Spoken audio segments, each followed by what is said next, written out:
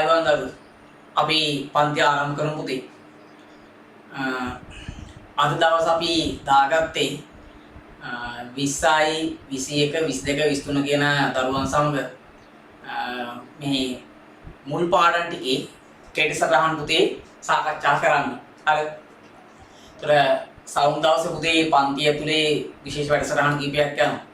ඒතර ගිය සමුදා විභාග තිබ්බා 20යි 22 දරුවන්ට. හරි. අද පුතේ කෙටි සටහන ලබන සතිය යනවා පන්ති ළමයිට විතරක්. දකුණු පළාත් ප්‍රශ්න පත්‍රය සහ ගම්පහ කලාප ප්‍රශ්න පත්‍ර සාකච්ඡාව මේ කෙටි සටහන් වැඩේට පුතේ ඕන දරුවෙක් වෙන්න ප්‍රවේශය තියෙනවා.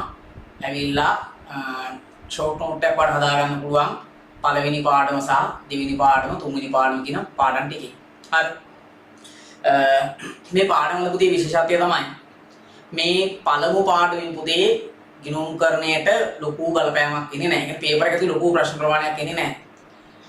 බහුවර්ණ ප්‍රශ්න වලට තමයි ප්‍රධාන වශයෙන් මේ පළවෙනි විෂය එකකය සම්බන්ධ වෙන්නේ.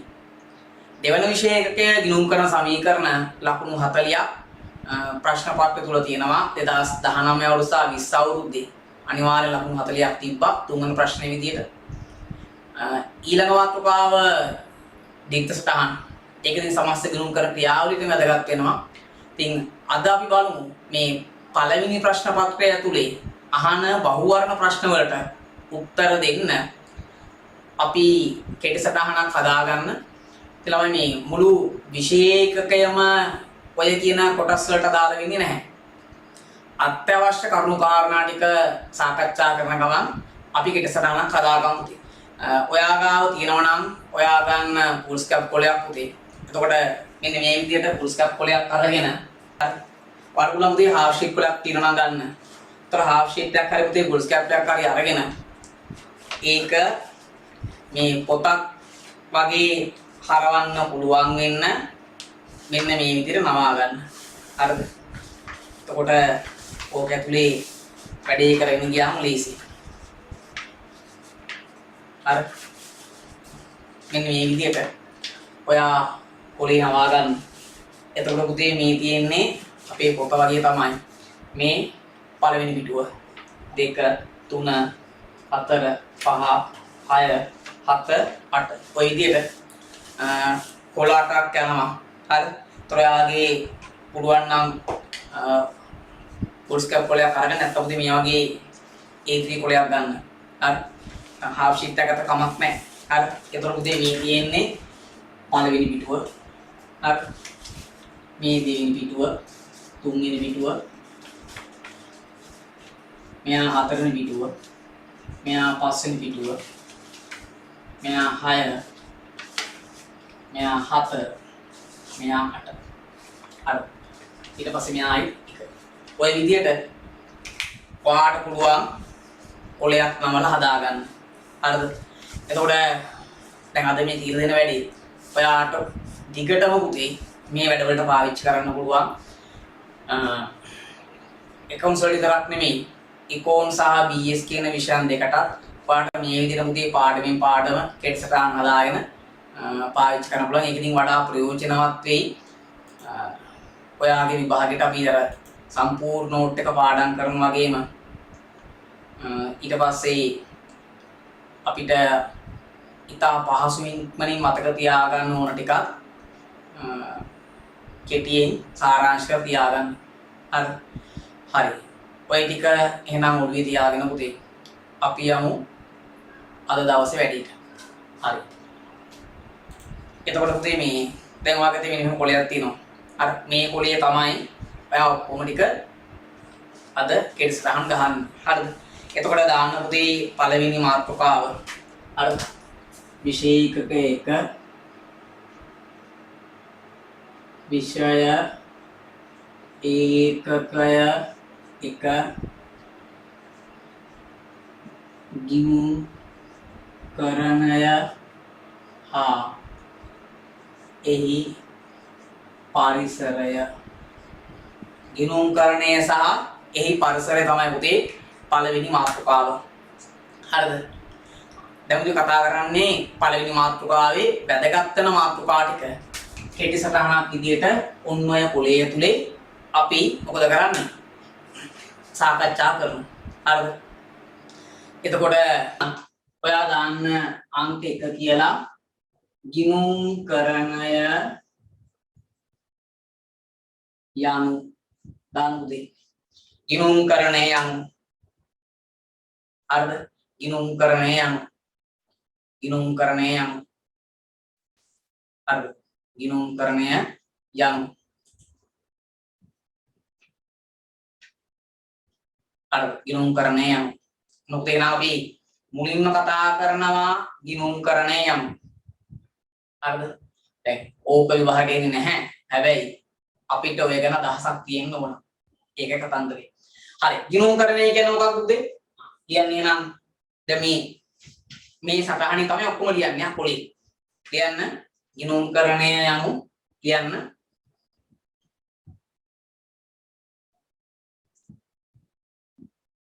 නිශ්චිත කාල පරිච්ඡේදයක් තුල නිශ්චිත කාල පරිච්ඡේදයක් තුල නිශ්චිත කාල පරිච්ඡේදයක් තුල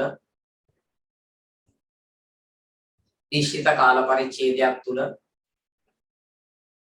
නිශ්චිත කාල පරිච්ඡේදයක් තුල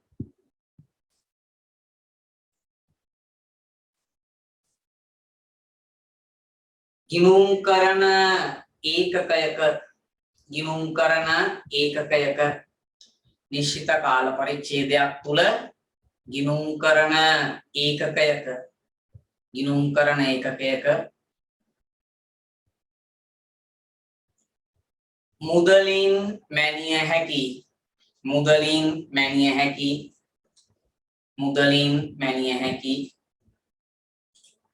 මුදලින් මැනිය හැකි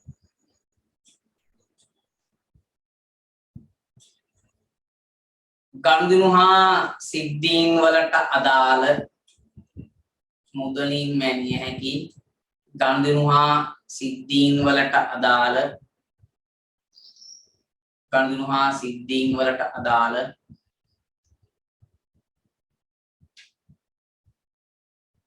ගිණුම් කරන තොරතුරු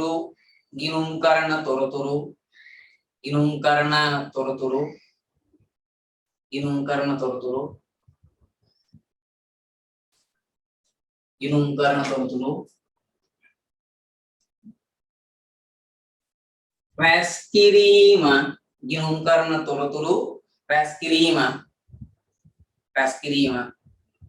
කමා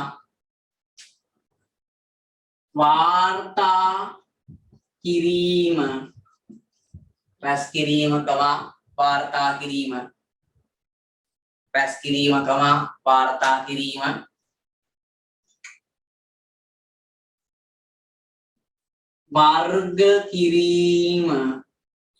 වර්ග කිරීම රැස්කිරීම කමා වාර්තා කිරීම වර්ග කිරීම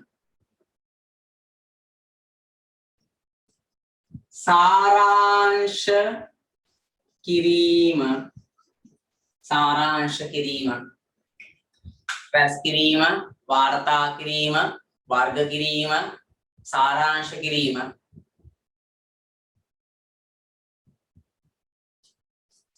විශ්ලේෂණ හා විවරණය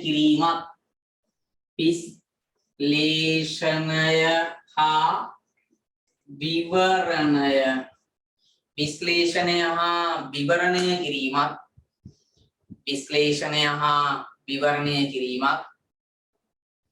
විශ්ලේෂණය හා විවරණය කිරීමත්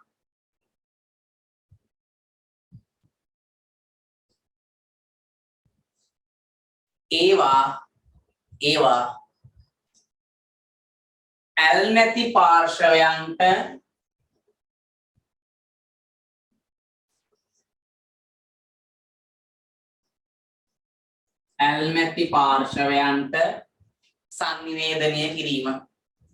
ඇල්මැති පාර්ශවයන්ට සංනිවේදනය කිරීමයි.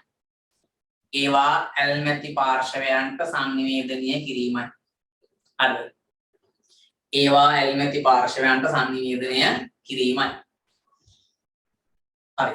අනුත් දැන් අපි ටියුට් එකේ පළවෙනි පිටුවේ ළමයට කියලා දෙනවා ගිණුම්කර නිර්වචනය දීලා තව නිර්වචන ගණනාවක් දෙනවා.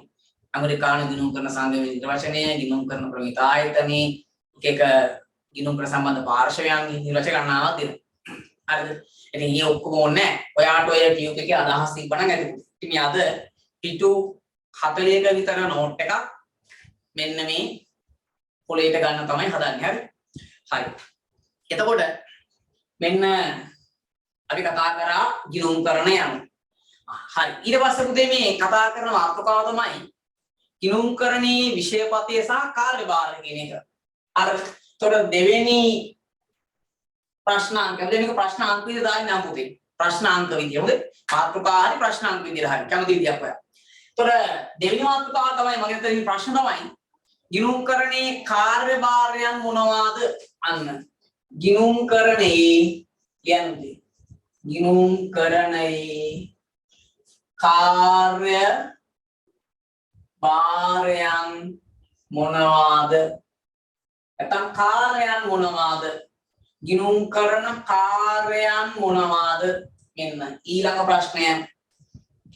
ඔබ තමයි ඊළඟ යුද්ධේ පුරුල සාකච්ඡා කරන්නේ ගිණුම් කරන කාර්යයන්. මේ accounting ඇතුලේ මොනවාද කෙරෙන්නේ? මොකක්ද අපේ විෂයපතය? කාර්යභාර. ඒක තමයි ඊළඟ මාතෘකාව. හරි.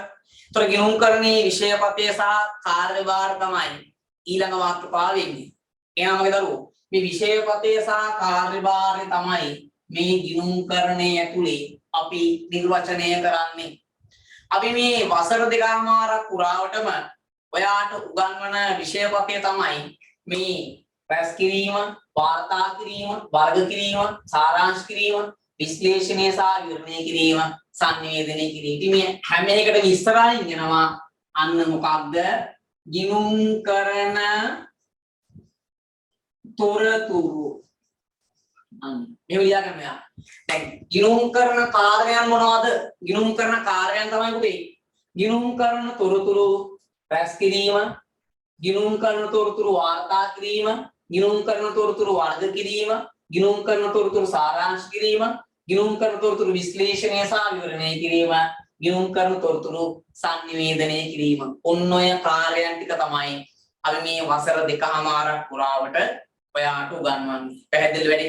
හරි. එහෙනම් මේ මෙන්න මේ අර්ථේ ගිණුම් කරණයේ කාර්යයන් මොනවාද? ඒ අර්ථය පුතේ ඔයාලට පුළුවන් මෙන්න මේක ලියා ගන්න. මෙහෙම ලියා ගන්න. ගිණුම් කරන තොරතුරු. දැන් ඔය හැම එකක් ඉස්සර මේ වචනේ එන්න ඕන. ගිණුම් කරන තොරතුරු රැස් කිරීම, වාර්තා කිරීම, වර්ග කිරීම, සාරාංශ කිරීම, විශ්ලේෂණය සහ විවරණය කිරීම, අන්න සංනිවේදනය කිරීම. හරිද? සංනිවේදනය කිරීම. ඔය විදියට අපිට ගිණුම් කරණේ මෙන්න මෙයා කාර්යයන් මොනවද ලියා ගන්න පුළුවන්. හරි නේද? හරි. ගිණුම් කරන කාර්යයන්. ක්ලාස් එක පුතේ හැමදාම නැහැ. හැමදාමගේ සමුද දවසේ හැමදාම තියෙනවා. කියන්නේ එක දවසකට එක වැඩ යන්නේ දැන්. මේක නම් මම හැමදාමට ඕපන් දීලා තියෙනවා. සමහර දවසකට පන්ති ළමයිට විතරයි. හරි. දැන් ලබන සති දිනවා කෙටි සටහන් ප්‍රශ්න සාකච්ඡාවක් ඒක ක්ලාස් එකේ ළමයිට විතරයි පර්මිෂන් එක දීලා තියෙන්නේ. ඒතකොට ගෲප් වලට වැටි විස්තරات එක්කලා ඔයාලට සම්බන්ධ වෙන්න පුළුවන්. හරි. හරි. එතකොට පුතේ මෙන්න අපි ගිණුම් කරණයේ කාර්යයන් මොනවද කියලා කතා කරා. එතකොට මේ දැන් මේ කොලින් පළවෙනි පිටුවේ මහා ගොඩක් ගිහලා තියෙන විදියක් නැහැ. එන ගොඩයි ගිහලා තියෙනවා. හරි. හරි. එතකොට ඔය කාර්යයන් ටික තමයි පුතේ අපි වසර දෙකමාරක් පුරාවට ඔයාට උගන්වන්නේ. හරිද? හරි. එතකොට ඊළඟ ප්‍රශ්නය තමයි මගේ තුන්වෙනි ප්‍රශ්නය තමයි ගිණුම් කරන තොරතුරු රැස් කිරීම යනු. අන්න ගිණුම් කරන තොරතුරු රැස් කිරීම යනු මොනවද? ඊළඟ ප්‍රශ්නාංක 3. ගිණුම් කරන තොරතුරු රැස් කිරීම යනු මොනවාද? ගිණුම් කරන තොරතුරු රැස් කිරීම යනු මොනවාද? ගිණුම් කරන තොරතුරු රැස් කිරීම යනු මොනවාද? හරි. තොරතුරු රැස් කිරීම යනු මොනවද? තොරතුරු රැස් කිරීම යනු මොනවද? හරිද? තොරතුරු රැස් කිරීම යනු මොනවද? දැන් පුතේ අපි තොරතුරු රැස් කරන්නේ මොනවා මගින්ද? මොනවා මගින්ද? මූලාශ්‍ර ලේඛන මගින්. මූලාශ්‍ර ලේඛන මගින්. අන්න එහෙනම් අපි තොරතුරු රැස් කරන්නේ මොනවා මගින්ද? මූලාශ්‍ර ලේඛන මගින්. හරිද? මූලාශ්‍ර ලේඛන. ඒතොර එක අංශවල පුතේ අපි සාකච්ඡා කරන මූලාශ්‍ර ලේඛන කීයක් තියෙනවද? ඔයාලට මතක විදියට අපි මූලාශ්‍ර ලේඛන පුතේ කීයක් සාකච්ඡා කරනවා? කීයද? කීයක් තියෙනවද? 8යි නේද? 8යි. මූලාශ්‍ර ලේඛන 8යි. එහෙනම් පුතේ ගිණුම් කරන තොරතුරු රැස් කිරීම මොනවා මගින්ද? මූලාශ්‍ර ලේඛන මගින්. ලියා ගන්න මූලාශ්‍ර ලේඛන 8. මොකක්ද? ලදුපත. ලදුපත. ඊට පස්සේ ගෙවීම් වවුචරය. ගෙවීම් වවුචරය. තුන්වෙනි කෙනා ගැනුම් ඉන්වොයිසිය. 4 විකුණුම් ඉන්වොයිසිය.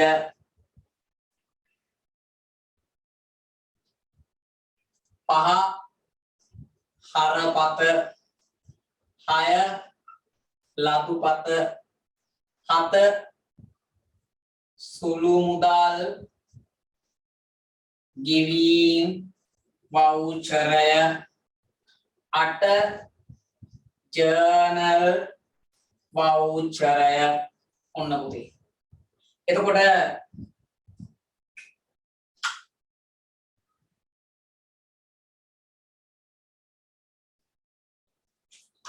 මෙතන හරපත ලදුපත හරපත බැරපත. හරි. එතකොට පුතේ ඔන්න ඔය විදිහට මූලාශ්‍ර ලේඛන වලින් තමයි අපි තොරතුරු රැස් කරගන්නේ. හරිද? මූලාශ්‍ර ලේඛන වලින් මොකද කරන්නේ? අපි තොරතුරු රැස් කරගන්නවා. හරි. හරි. ඔන්න පුතේ අපි තොරතුරු රැස් කරගත්තා. බොහොම කෙටි. හරිද? හේතුව දැන් ඔය මූලාශ්‍ර ලේඛන මතක තියෙන්න ඕන. ඇයි? ෆස්ට් පේපර් එකේ සමහර ප්‍රශ්න අහනවා කසුන් විසින් අමල්ට ණයට විකුණු රුපියල් 50000යි. එම ණයට විකුණු භාණ්ඩ වලින් රුපියල් 30000ක් වූ භාණ්ඩ ආපසු ගෙවනවා එවන්නදී කාල පරිච්ඡේදය අවසානයේ ණයගැතියන්ගෙන් පට්ටමකට යටත් කළ අද මුදල රුපියල් 15000යි කියලා අපිට මේ වගන්තියක් දෙන්න. ඊළඟ අපෙන් අහනවා ඉහත ගනුදෙනු වලට දාල මූලාශ්‍ර ලේඛන මොනවද? අන්න. ඒතකොට ගනුදෙනු වලට දාල මූලාශ්‍ර ලේඛන කියන්නේ මෙන්න මේවා. ඒතර ඔය කියන්නේ තොරතුරු රැස් කරන මූලාශ්‍ර ලේඛන මොනවද? ඒතර පුතේ මේ අපිට ගනුදෙනුත් එක්කද අනිවාර්යෙන් මූලාශ්‍ර ලේඛන මතක තියෙන්න ඕන. නිකන් මතක් කරගමු. ලදුපත. ලදුපතේ ගනුදෙනුව මොකක්ද? මුදල් ලැබීමේ ගනුදෙනුව. ගෙවීම් වවුචරේ ගනුදෙනුව මොකක්ද? මුදල් ගෙවීමේ ගනුදෙනුව. ගැනුම් ඉන්වොයිසියේ ගනුදෙනුව මොකක්ද? ණයට භාණ්ඩ ගැනීමට දාල ගනුදෙනුව. නැත්තම් නැවත විකිණීමේ පරමාර්ථයෙන් ණයට භාණ්ඩ ගැනුම්.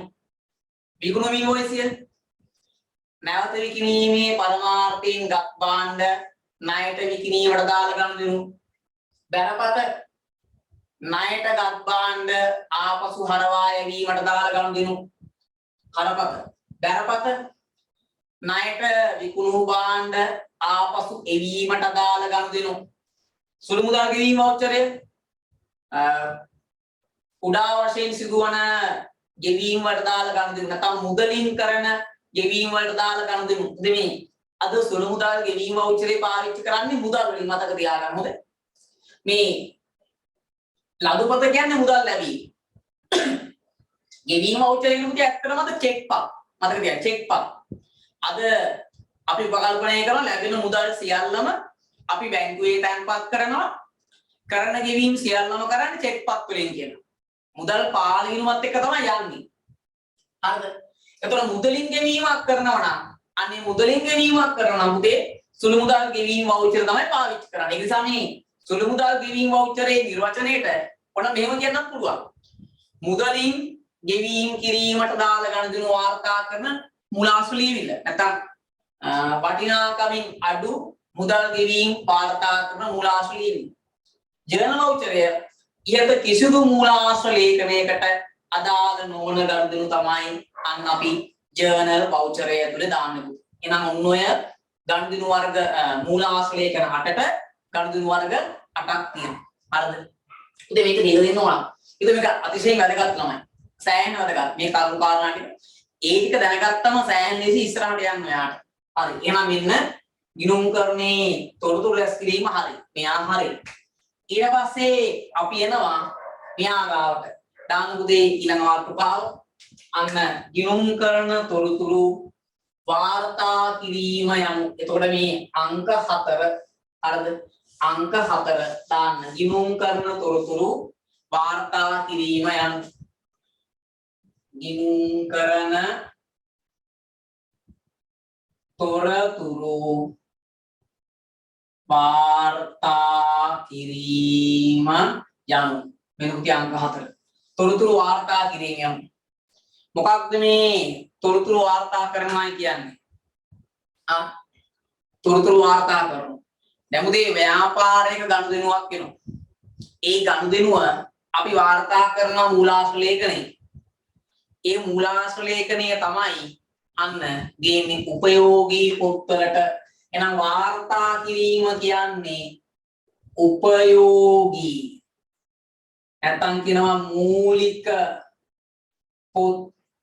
නැත්තම් කියනවා ජර්නල් වල සටහන් කිරීම. මෙන්න උදේ උපයෝගී මූලික පොත් ජර්නල් වල සටහන් කිරීම. ඔන්න එහෙනම් අපි යනවා ඊළඟ එක වාර්තා කිරීම. දැන් මේ පෙරසටහන ගන්නවත් එක්ක මුළු පාඩමම මතක් කරගෙන යනවා යාළුවනේ. ඒතර පළවෙනි පාඩම ඔයා හිතියේ නැත්තත් කිසි අවුලක් වෙන්නේ නැහැ. ආයි පාරක් මතක් කරනවා. හරි. ඒතර මේ ව්‍යාපාරික සිදුවන පුතේ ගනුදෙනු අපි මූලාශ්‍ර ලේඛනවල වාර්තා කරනවා. අපි බස් එකේ නැග්ග ගමන් පුතේ කොන්දුස්තර මහත්තයාට මුදල් දීලා ටිකට් එකක් ගන්නවනේ. ඒ ටිකට් එක ඔයාලට ටිකට් එකක් වුණාට නිකන් අනිත් අයට ටිකට් එකක් වුණාට ඔයාට ඒක මොකක්ද වෙන්න ඕන? අන්න මූලාශ්‍ර ලේඛනයක් වෙන්න ඕන.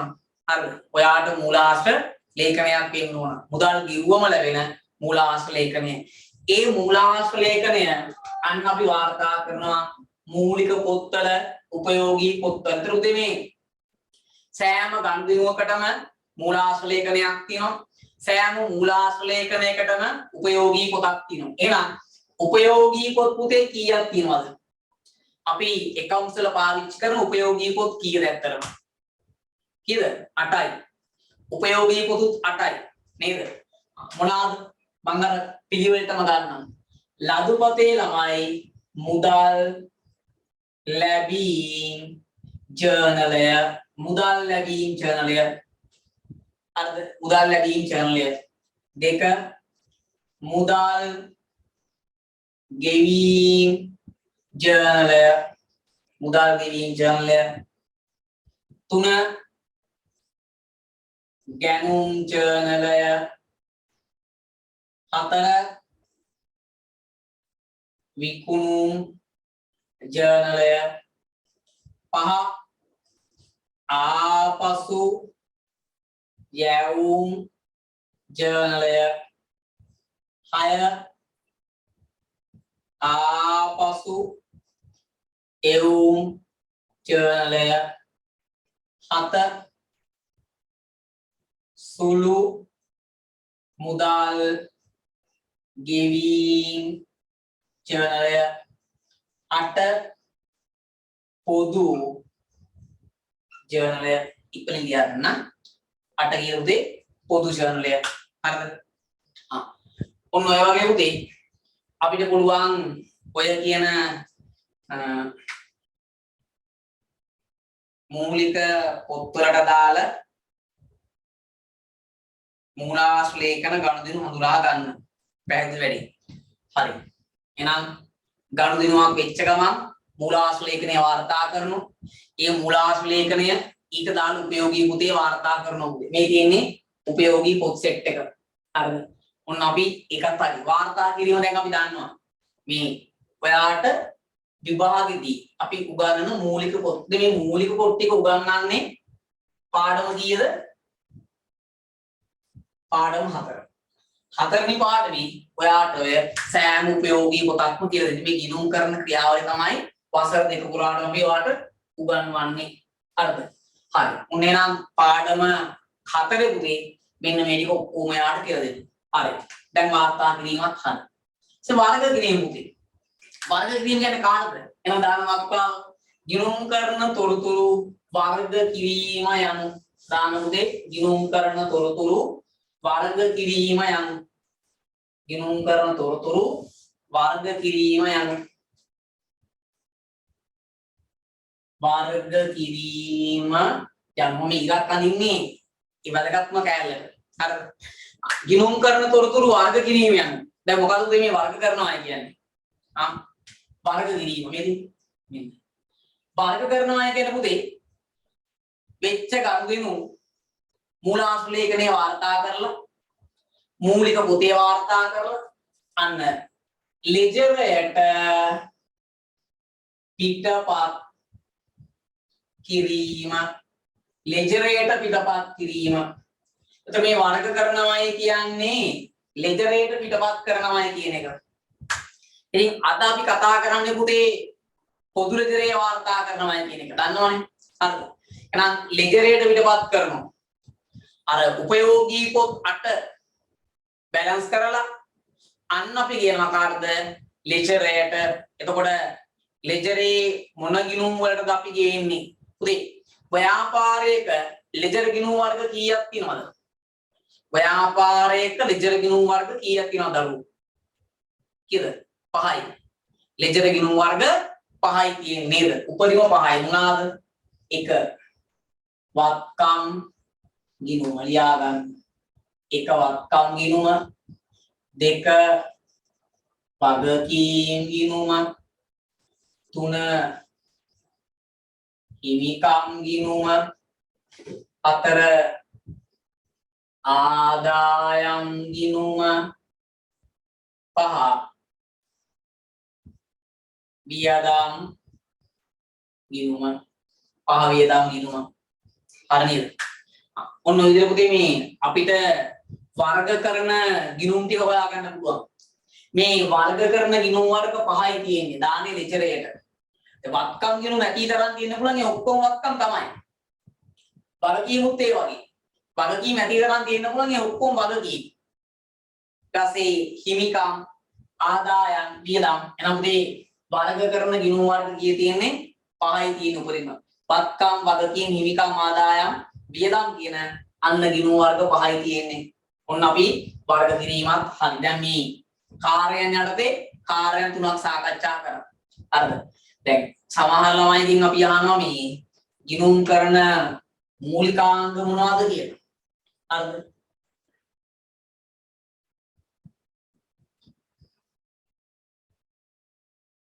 මේව ලියා ගන්න පුළුවන් ඔයාට උන්. දැන් පේපර් එකේ අහන ප්‍රශ්නයක් තමයි ගිණුම් කරන මූලිකාංග මොනවද? හැබැයි ළමයා හිර වෙනවා.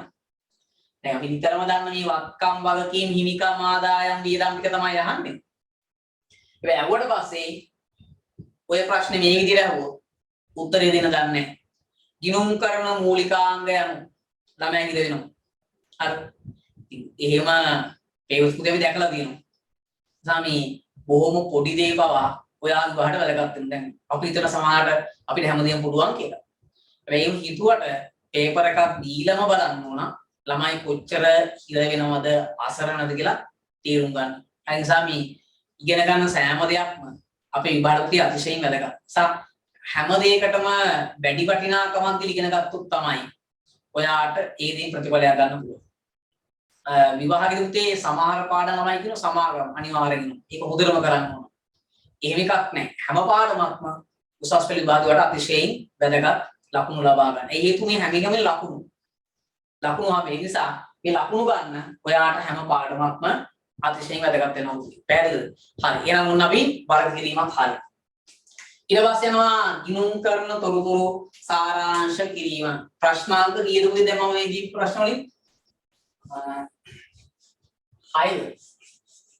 ප්‍රශ්නාංක 6ද? මම දැන් 6 වෙන්නේ නේද? 6. ගිණුම් කරන තොරතුරු සාරාංශ කිරීම යනු තන්දේ.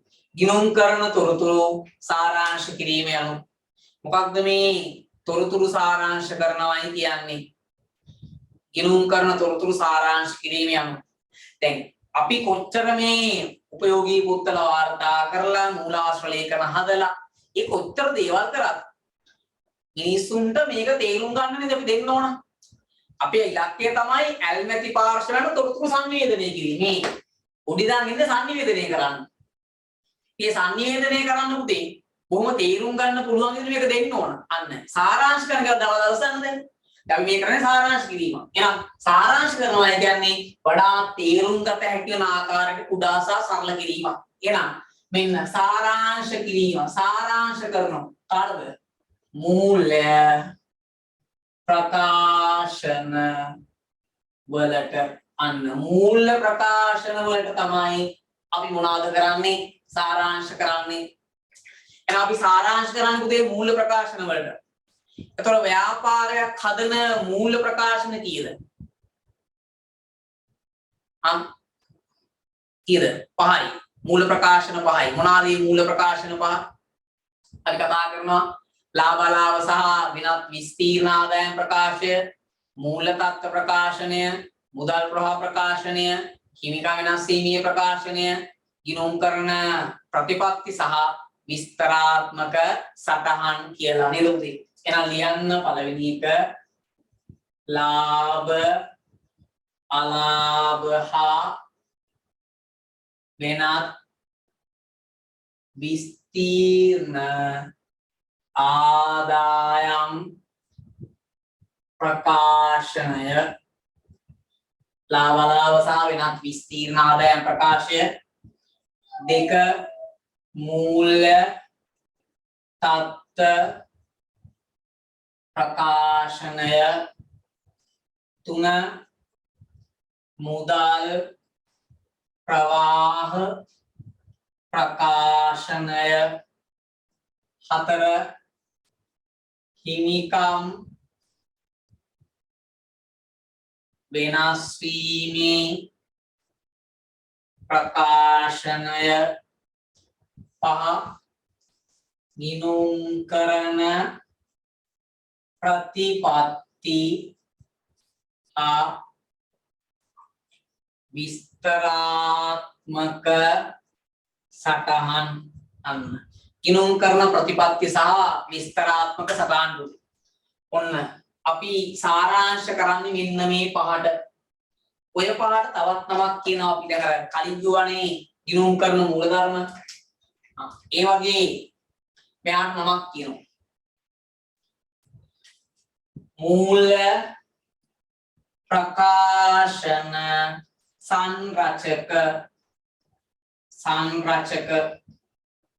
සංරචක.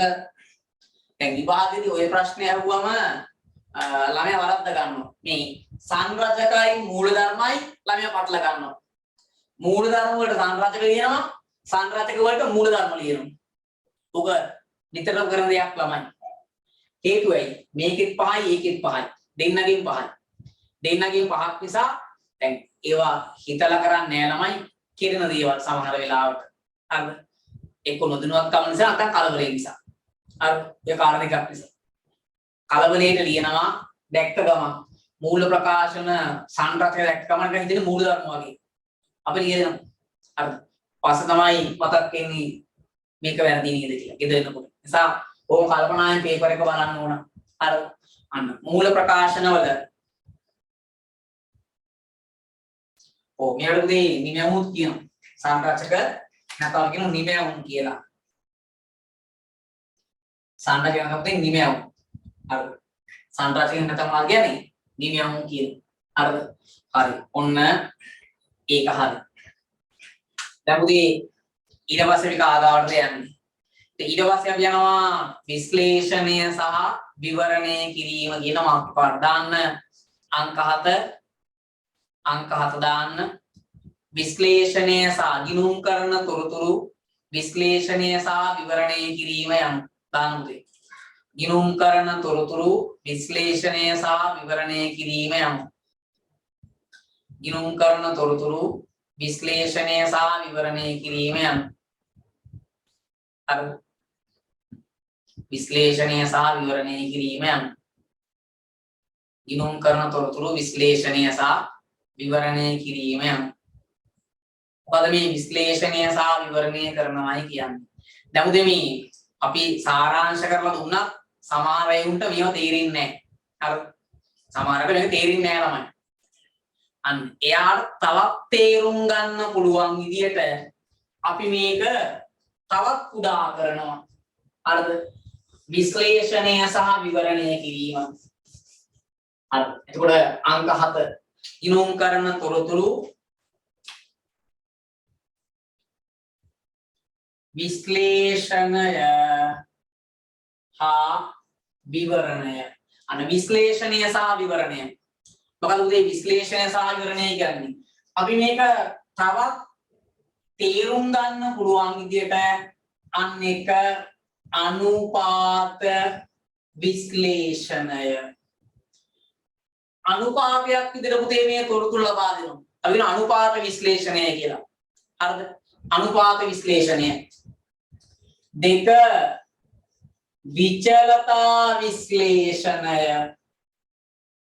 දෙක විචලතා විශ්ලේෂණය තුන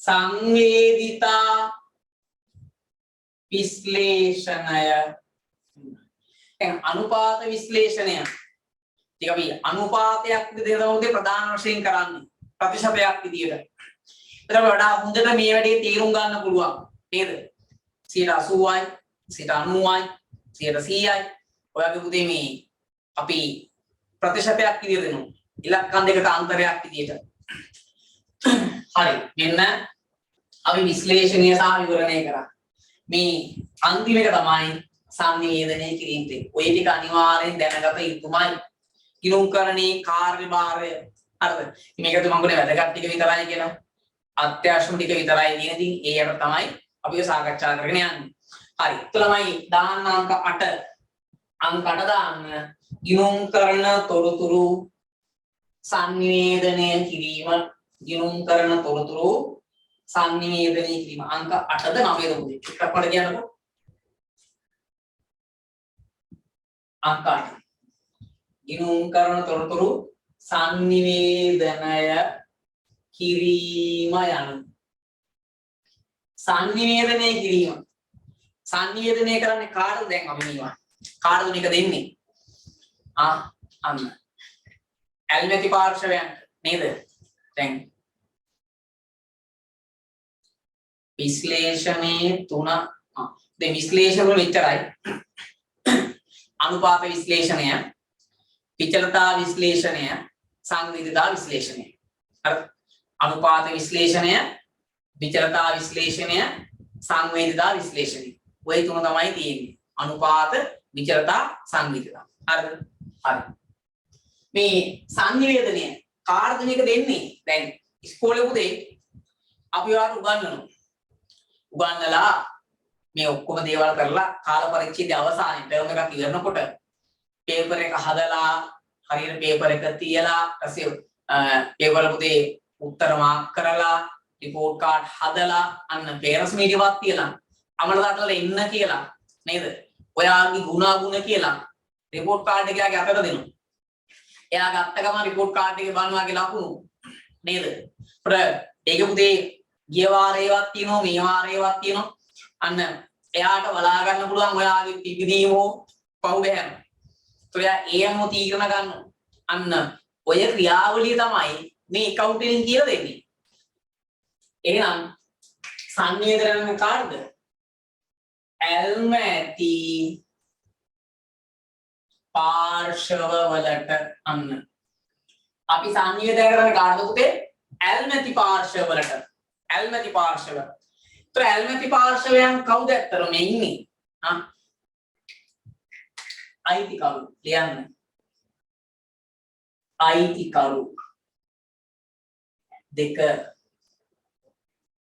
කළමනාකරු තුන සේවකයින්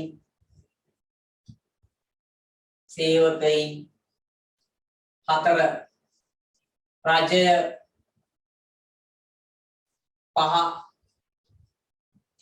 කවුද? ආයෝජකයින් හය මූල්‍ය ආයතන හත සැපියුම් කරුවන් ඉන්ද්‍රිය වල තව ලියන්න පුළුවන්. හරි. ඔන්න ඇල්මැති පාර්ශව. හරිද?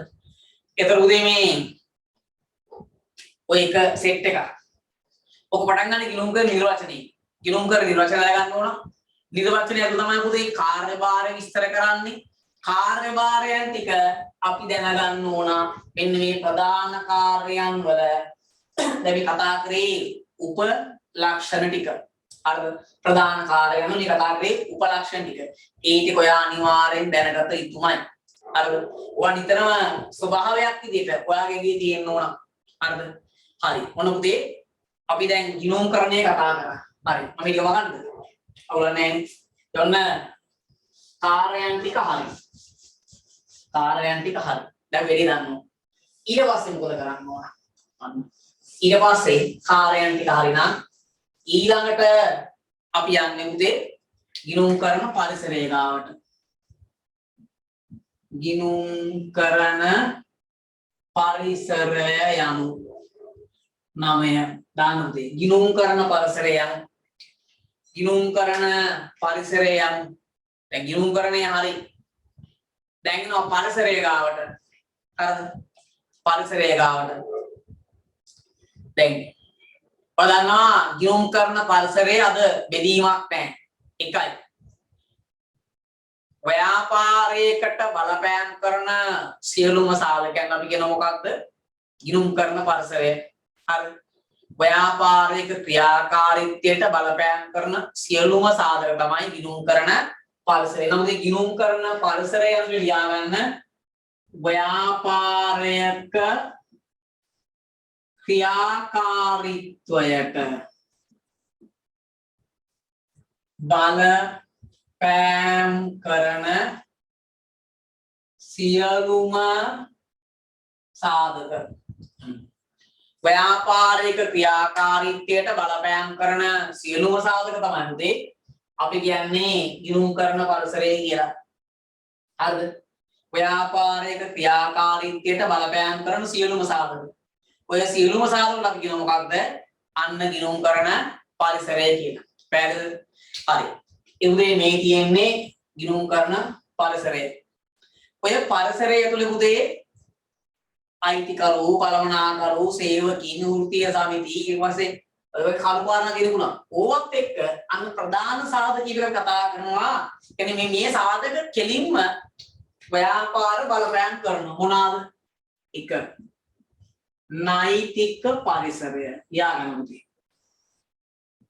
නෛතික පරිසරය. දෙක ආර්ථික හා දේශපාලන පරිසරය. තුන මොනවාද? මතක් කරගන්න. ශිල්පීය හා වෘත්තීය පරිසරය. ශිල්පීය හා වෘත්තීය පරිසරය. හරි. ශිල්පීය හා වෘත්තීය පරිසරය. හතර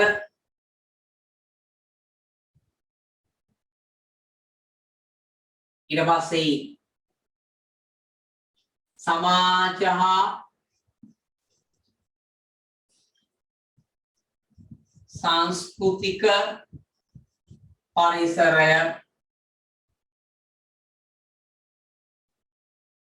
තාක්ෂණ පරිසරය.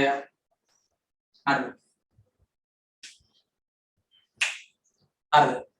දැන් මේ ඔය අහන්නේ කලමනාකරු අභ්‍යන්තර පාර්ශ්ව නෙමෙයි කියලා අභ්‍යන්තර සාධක. හරි. කලමනාකරු අභ්‍යන්තර පාර්ශවයක් විදිහට සැලකලා ගන්නවා. හරි. හරි. එයා අභ්‍යන්තර පරිසරය නෙමෙයි. අභ්‍යන්තර පාර්ශවයක් විදිහට. හරි. කලමනාකරුට තමාට අවශ්‍ය වූ ආකාරයේ තොරතුරු සම්පාදනය කර ගැනීමේ හැකියාවක් තියෙන නිසා වෙන අභ්‍යන්තර පාර්ශවය. අනිත් එක නෝ බාහිර පාර්ශවය. මේ ගිණුම් කරන පාර්ශවය කියන්නේ පුදුවේ ගත්තම බලපෑම් කළ හැකි සියලුම කණ්ඩායම් තමයි ගිණුම් කරන පරිසරය. පරිසරය දන්නේ නැහැ අභ්‍යන්තර බාහිර කියලා. අද එකයි. ඔක්කොම එකයි. ඔක්කොම එක කුලකයකට තමයි දාලා තියෙන්නේ. හරිද? හරිද? හරි. එන්නකො. තරංකාරී පරිසරය ගන්න පුළුවන්. හරි නේද? හරි. ඔන්න ඔය ටික හරිනේ. හරි. ඊට පස්සේ පුතේ මේ පරිසරවල සාමාන්‍යයෙන් ඔයා දැනගන්න ඕන මේ පරිසරවල බලපෑම් කරන සාධක මොනවාද කියලා. උදාහරණයක් නෛතික පරිසරය. හරිද? මූල ප්‍රකාශනවල අන්තිම දෙක මොකක්ද? ඔය අහන්නේ මම හිතන්නේ සාරාංශ කිරීම අර්ථ නේද? සාරාංශ කිරීම අර්ථ ලියුවේ පුතේ අන්තිම දෙක හිමිකම් වෙනස් වීමේ ප්‍රකාශනයයි ගිණුම් කරන ප්‍රතිපත්ති සහ විස්තරාත්මක සටහන් කියන එක. හරි. ලාභලාභ සහ වෙනත් විස්තීර්ණ ආදායම් ප්‍රකාශය, මූල තත්ත්ව ප්‍රකාශනය, මුදල් ප්‍රවාහ ප්‍රකාශනය, හිමිකම් වෙනස් වීමේ ප්‍රකාශනය, ගිණුම් කරන ප්‍රතිපත්ති සහ විස්තරාත්මක සටහන්. හරි. මේ නෛතික පරිසරයේ සාධක දැනගන්න ඕන. මොනවා සාධක? 1890 හවුල් ව්‍යාපාර ආඥා පනත. 2007 අංක 4 සමාගම් වල මේ නීති රීති මගින් ව්‍යාපාරයට එල්ල කරන බලපෑම නේද? ආර්ථික ආදේශ පාලක පරිසර සාධක දැනගන්න. මොනවා සාධක? දැන් උදේ කතා කරනවානේ විදේශී නෙමෙයි රටේ සල්ලි නැහැනේ නේද?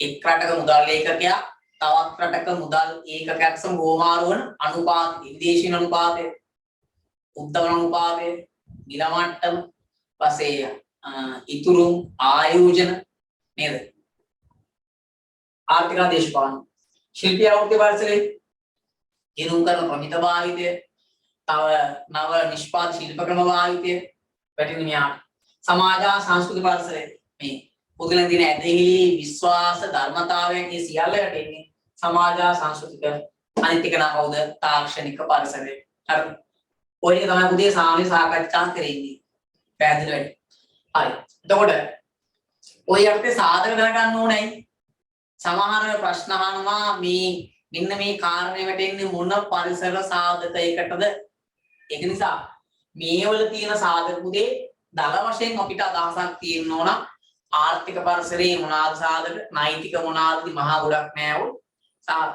මීටරේ තියාගන්න ඔන්න ඔය ටික හරිද හරි ඊට පස්සේ පුතේ අපි යනවා ගිණුම්කරණේ මූලික අරමුණ අන්න දැන් ගිණුම්කරණයයි පරිසරයේ බොහොම කෙටියෙන් හරි ඊට පස්සේ පුතේ එන්න ගිණුම්කරණේ මූලික අරමුණ 10 එන්න ප්‍රශ්නාංක 10 ගිණුම්කරණේ මූලික අරමුණ හරිද ප්‍රශ්නාංක 10 ගිණුම්කරණයේ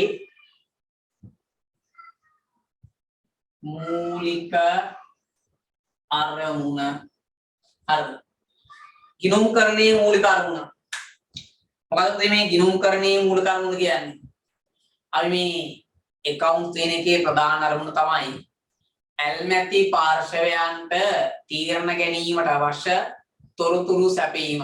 ඒක තමයි අපේ ප්‍රධාන අරමුණ. ව්‍යාපාරයේ පිළිබඳ ඇල්මක්, උනන්දුවක්, කැක්කුමක් තියන අයට තීරණ ගන්න අවශ්‍ය කරන තොරතුරු සපයන එක තමයි ගිණුම්කරණයේ ප්‍රධාන අරමුණ. එනවා පුතේ මේ අර්ථය ලියන්න. ලියන්න මේ අර්ථය. ව්‍යාපාරයේ කෙරෙහි කියන ව්‍යාපාරයේ කෙරෙහි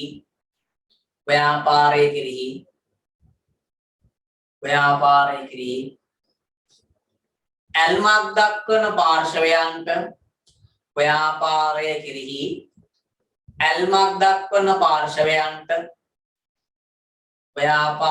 කෙරෙහි ඇල්මක් දක්වන පාර්ශවයන්ට තීරණ ගැනීමට අවශ්‍ය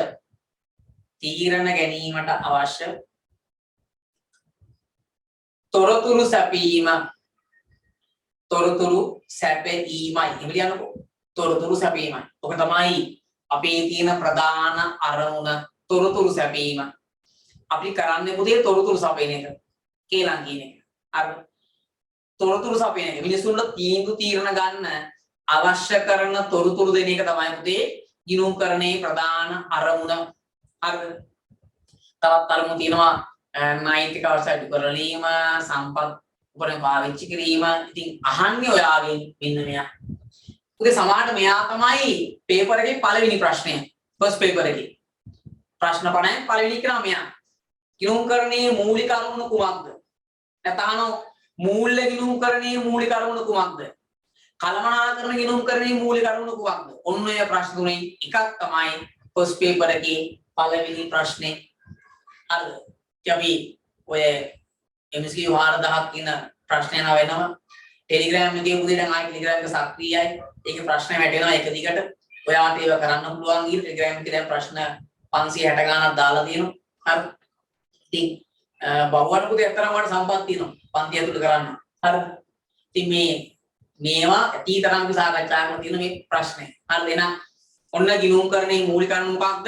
ඇල්මැති පාර්ශවයන්ට තීරණ ගන්න අවශ්‍ය තොරතුරු සැපීම. ඔක තමයි ප්‍රධාන අපේ අරමුණ. ඊට පස්සේ අපි කියනවා ගිණුම්කරණයේ මූලික ප්‍රභේද.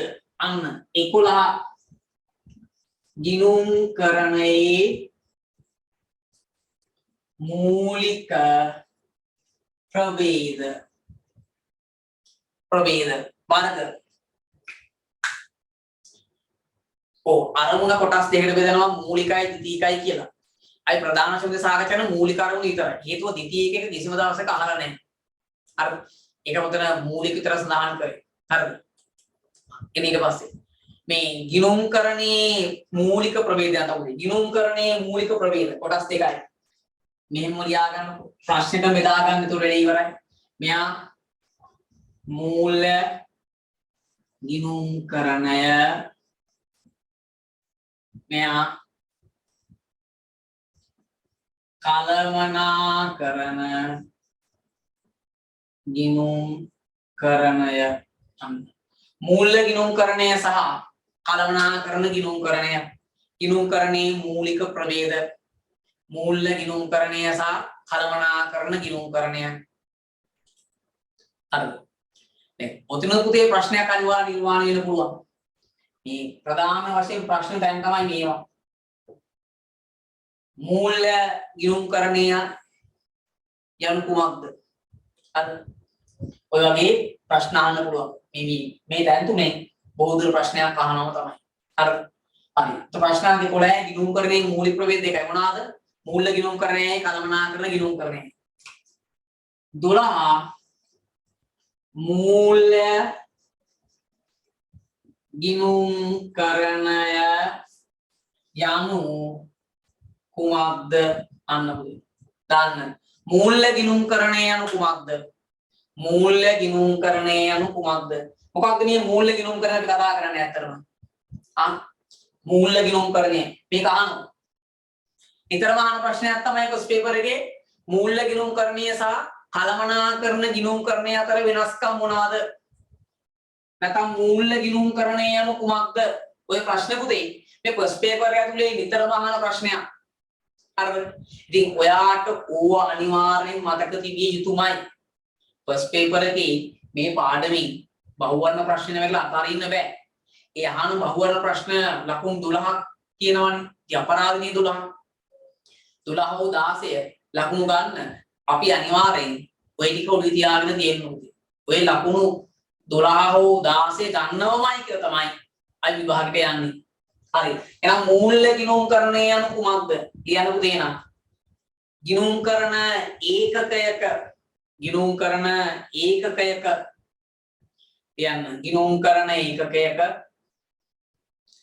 අතීත ගනුදෙනු හා සිද්ධීන් වලට ගිණුම්කරණ ඒකකයක අතීත ගනුදෙනු හා සිද්ධීන් වලට අදාළ තොරතුරු අදාළ තොරතුරු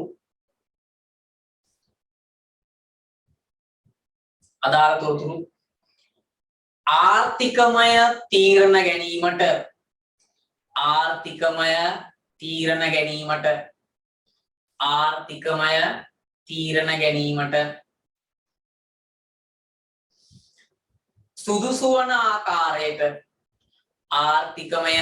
ගැනීමට සුදුසු වන ආකාරයට සකස් කර බාහිර පාර්ශවයන්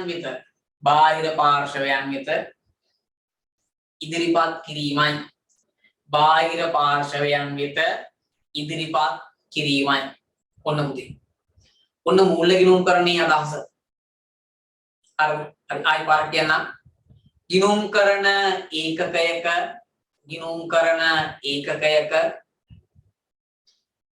අතීත ගනුදෙනු හා සිද්ධීන් වලට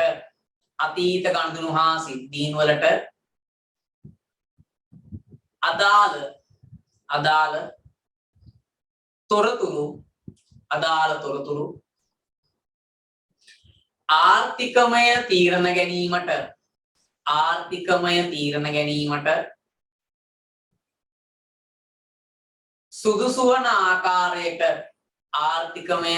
ගැනීමට සුදුසු වන ආකාරයට සකස් කර බාහිර පාර්ශවයන් වෙත ඉදිරිපත් කිරීමයි. ඔය නිර්වචනය කියන ප්‍රධාන කාරණා දෙකක්. අතීත ගනුදෙනු. අර මේක දිගම වැදගත් වචන. අතීත ගනුදෙනු. බාහිර පාර්ශවය.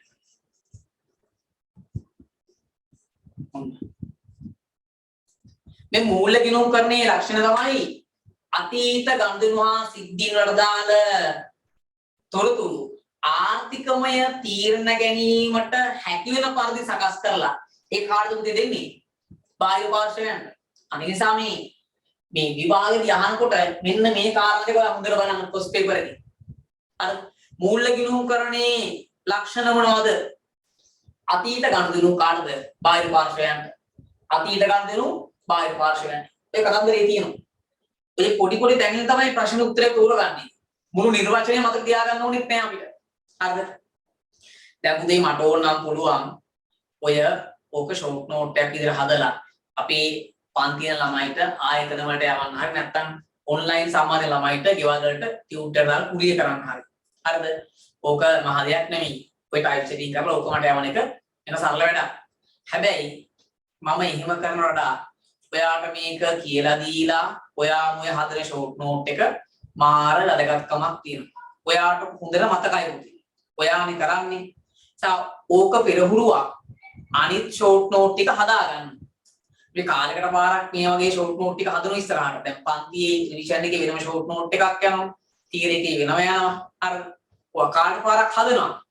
අර ඉතින් ඔයාට අවබෝධයක් තියෙනවා. ඉතින් මේ කියලා දෙන්නේ ඔයාලට තවත් හොඳට මේක කරගෙන යන්න. නැත්නම් ඔබ මට print එකක් දාලා දෙන්න පුළුවන් පුතේ. හරිද? පට්ට සරලයි වැඩි. හරිද? ඔයා ලිව්වම තමයි ඕක ඔයාට හොඳට මතක් වෙන්නේ. හරිද? ඔයා ඕක ලියන තරමට ලස්සනට පාට පෑන් ටික අරගෙන එක ලස්සන විදියට හරිද? මේ පොලේ පුතේ ඉවරනකොට ඔයාට එන ආසාවෙන් බලන්න පුළුවන් වෙන විදියට ඔයා ලස්සනට ලියා ගන්න. හරිද? දැන් මේ පොලේ ගත්තෙත් එකයි මේ තනි පොලේ මෙච්චරයි. හරිද? මේ විතරයන් දෙන්නේ සමහර විට හොඳයි. මම වඩ ගත්තේ පාඩම් දෙක විතර වගේ එකපාරට. උතරාව මේ වගේ පොළ 8ක් තිබ්බම පාඩම් 16 ඉවරයි. හරි.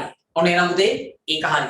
ඊට පස්සේ ඔයා දාන්න මාතෘකාව මූල්‍ය ගිණුම්කරණය සහ කළමනාකරණ ගිණුම්කරණය අතර වෙනස. අන්න ප්‍රශ්නාංක 12. අනිවාර්යෙන් අහන නිතරම අහන ප්‍රශ්නයක්.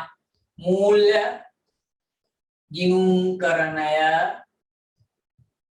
හා කළමනාකරණ ගිනුම් කරණය අතර වෙනස කුමක්ද? ඊමගම අපි මූල්‍ය ගිනුම් කරණය සහ කළමනාකරණ ගිනුම් කරණය අතර වෙනස කුමක්ද?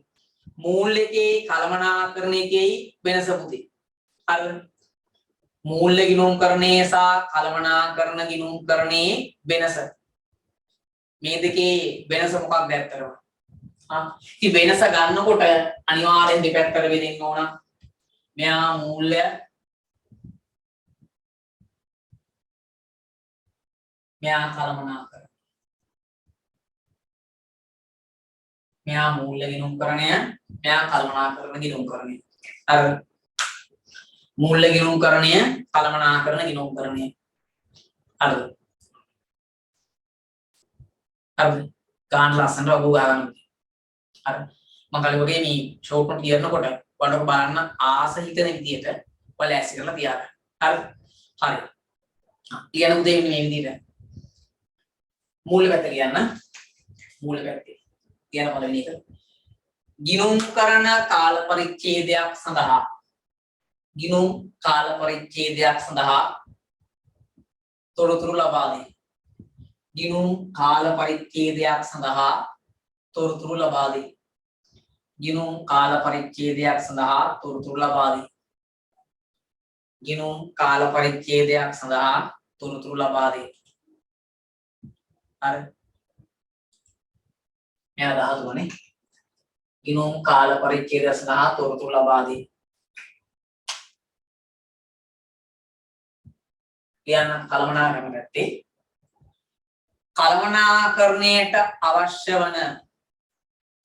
කළමනාකරණයට අවශ්‍ය වන අවස්ථාවන් වල තොරතුරු ලබා දී. කළමනාකරණයට අවශ්‍ය වන අවස්ථාවන් වල තොරතුරු ලබා දී. හරිද? හරි. ඔන්න මූල්‍ය ගිණුම් කරන්නේ පළවෙනි ලක්ෂණය. මෙයා ගිණුම් කාල පරිච්ඡේදයකට මෙයා කළමනාකරණයේ අවශ්‍යතාවය අනුව දාන පුතේ දෙවෙනි එක. දාන දෙක. කියන්නේ අර්ථේ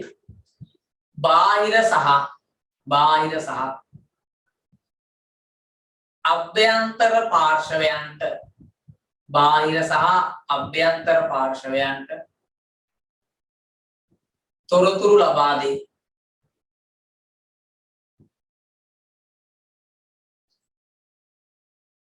කියන මූල පැත්තේ දෙවෙනි එක බාහිර සහ අභ්‍යන්තර පාර්ශවයන්ට තොරතුරු ලබා දී. බාහිර සහ අභ්‍යන්තර පාර්ශවයන්ට තොරතුරු ලබා දී. හරිද? හරි. ඊට පස්සේ පුතේ කළමනාකරණයේ දෙවෙනි එක ලියන්න. අභ්‍යන්තර පාර්ශවයන්ට පමණක් තොරතුරු ලබා දී. අභ්‍යන්තර පාර්ශවයන්ට පමණක් තොරතුරු ලබා දී. අපි දෙන්නේ අභ්‍යන්තරයට විතරයි කළමනාකරණ පැත්තේ. අභ්‍යන්තර පාර්ශවයන් පමණක් තොරතුරු ලබා දී. හරි. ඉන්න තුනක් තියාගත්ත නැති උදේ හොඳේ. තුන්ට යන්න ඕනේ නැහැ. අර අනිත් විශාලගේ කරුණු 6-7ක් මතක තියාගන්න ඕනේ. උපරිම කරුණු 3ක් ඇති. අර 3ක් ඇති පුතේ. කියන්න. ඓතිහාසික තොරතුරු පමණක් යොදා ගනී. ඓතිහාසික තොරතුරු පමණක් යොදා ගනී. ඒ කියන්නේ අතීත විදි. ඓතිහාසික තොරතුරු පමණක් යොදා ගනී. මෙයාව කියනවා. ඓතිහාසික තොරතුරු පමණක් යොදා ගනී. ඓතිහාසික තොරතුරු පමණක් යොදා ගනී. ලියන කළමනාකරණ පැත්තේ වර්තමාන හා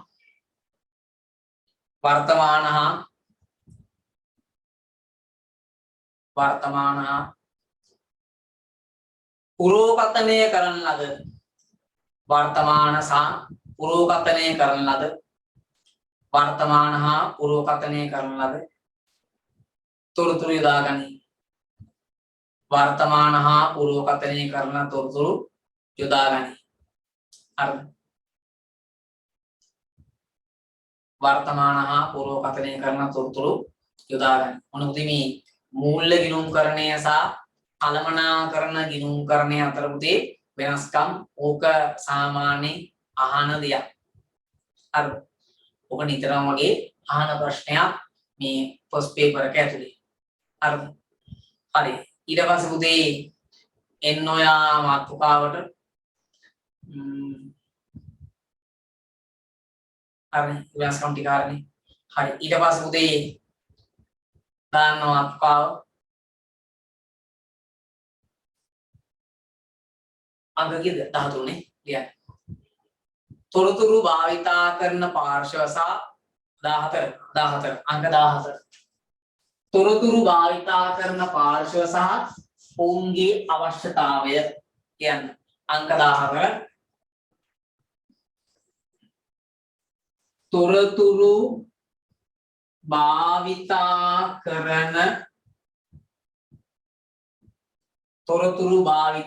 කරන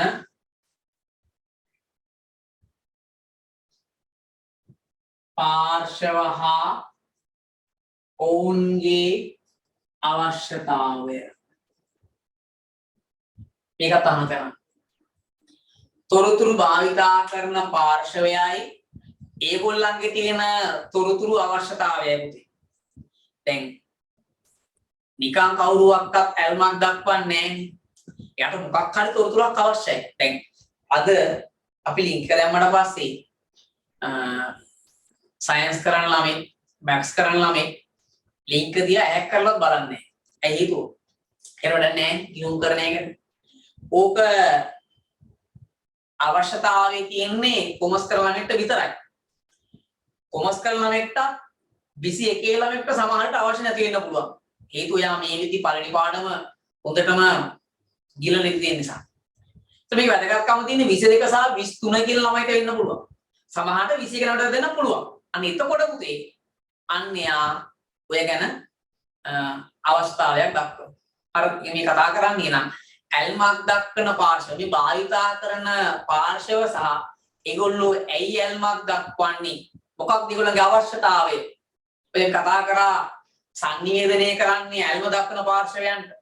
අයිතිකරු කළමනාකරු සේක ඔය කට්ටිය ගැන පුතේ. නිසා අපි මේ වගුවක් ගමු විතර පොඩියට හරි ලොකුවට නෙමෙයි බොහොම පොඩියට. පාර්ශවය මෙන්න පාර්ශවය ඒ පාර්ශවය තොරතුරු භාවිතා කරන ආකාරය තොරතුරු ප්‍රයෝජනවත් වන ආකාරය පාර්ශවය සහ තොරතුරු ප්‍රයෝජනවත් වන ආකාරය ගන්න පුතේ වගුවක්. හරිද? මේවා වැදගත් වෙනවම තමයි විභාගෙදී. හරිද? ෆස්ට් පේපර් එකේ ඔයාට ඉදි ගහන ප්‍රශ්න වලට එතකොට ළමයි ටියුට් එක කියුවේ නැතත් ඔය ෂෝට් නෝට් එක කියවනම් ඔයාට හොඳටම ප්‍රමාණවත් විදියට ඔතන සියලුම තොරතුරු ටික තියෙනවා පුතේ. හරි. හරි. එහෙනම් පළවෙනි පාර්ශ්වයම ගන්නම් පුතේ අයිතිකරු. අයිතිකරු. දැන් අයිතිකරු විදියට මමයි ව්‍යාපාරය ගැන අවධානය යොමු කරන්නේ. ඇයි මං ව්‍යාපාරය ගැන ඇල්මක් දක්වන්නේ? මොකටද? අපි අරමුදල් දාලා තියෙනවනේ. ලාභ පාඩු බලා ගන්න ඕනේද? ඊට පස්සේ අනාගතේ ව්‍යාපාරට මොකද වෙන්නේ? කළමනාකරන තීරණ කොතරම් සතුටුදායකද නේද? අන්න එහෙනම් පුතේ කියන්න ව්‍යාපාරයේ ලාභ පාඩු බලා ගැනීමට ලියන්න පළවෙනි එක ලාභ පාඩු බලා ගැනීමට. පුතේ YouTube එක දෙන්න ගියේ ලයිව් ස්ට්‍රීම් එක දෙනකොට මෙතන ස්ලෝ වුණ එක පාට zoom එක අද ළමයි වැස්සනේ සිග්නල් නැති වෙන සමහර විට සිග්නල් තියෙන ප්‍රශ්නයක් තියෙන නැත්නම් ස්ලෝ වෙන්නේ ඒ පාර YouTube එක ළමයි අයින් කරාට පස්සේ තමයි ආයෙත් මෙතන ක්ලියර් වෙන්න පටන් ගත්තේ. හරි. දැන් මුදී උතන මේ 1280 තමයි දීලා තියෙන සාමාන්‍ය ළමයි zoom ගොඩක් අයගේ zoom එක කියන්නේ i40 360 ඕක කියන්නේ 1280 720 හරි quality ඒතර මුතිය අර YouTube එක දීපු ගමන් quality අවින්න පටන් ගත්තා ඒ නිසා තමයි මේ YouTube එක නතර කරයි හරි zoom link එක ඇතිනේ මේ ඒක පොඩක් join එක හරි හරි අයිතිකරු මුතේ කියන්න පළවෙනි එක ව්‍යාපාරේ ලාභ හෝ පාඩු බලා ගැනීම මේක අපි ඉලක්කය හරි ලියන්න දෙවෙනි එක අරමුදල් යොදවා ඇති ආකාරය දැන ගැනීමට දෙක මේක දෙක අරමුදල් යොදවා ඇති ආකාරය දැන ගැනීමට අරමුදල් යොදවා ඇති ආකාරය දැන ගැනීමට හරි අරමුදල් යොදවා ඇති ආකාරය දැන ගැනීමට හරි කාරණා තුනක් මතකගෙන ඉන්නේ හොඳටම තුනක් තුන්වෙනි එක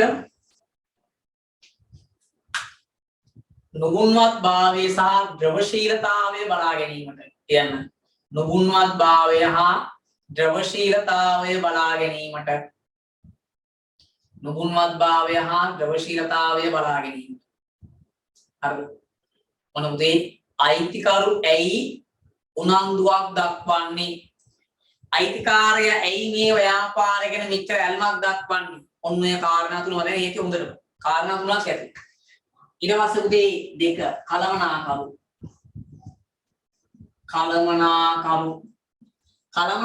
ඇයි ව්‍යාපාරය ගැන හරි තුන්වෙනි කොහොම කිව්වේ මෙතන තුන්වෙනි කිව්වේ නුගුණවත් භාවය හෝ ද්‍රවශීලතාවය බලා ගැනීම නුගුණවත් භාවය හෝ ද්‍රවශීලතාවය බලා ගැනීම හරි නුගුණවත් භාවය හෝ ද්‍රවශීලතාවය බලා ගැනීම හරි ඊට පස්සේ උදේ කලමනාකරුවන් කලමනාකරු මොන එක හරි කියන පළවෙනි එක නොයෙකුත් කලමනාකරන තීරණ ගැනීම සඳහා කියන්න නොයෙකුත් කලමනාකරන තීරණ ගැනීම සඳහා කලමනාකරන දෙකෙන් කලමනාකරන තීරණ ගන්න නොයෙකුත් කලමනාකරන තීරණ ගැනීම සඳහා හරි ලියන්න දෙවෙනි එක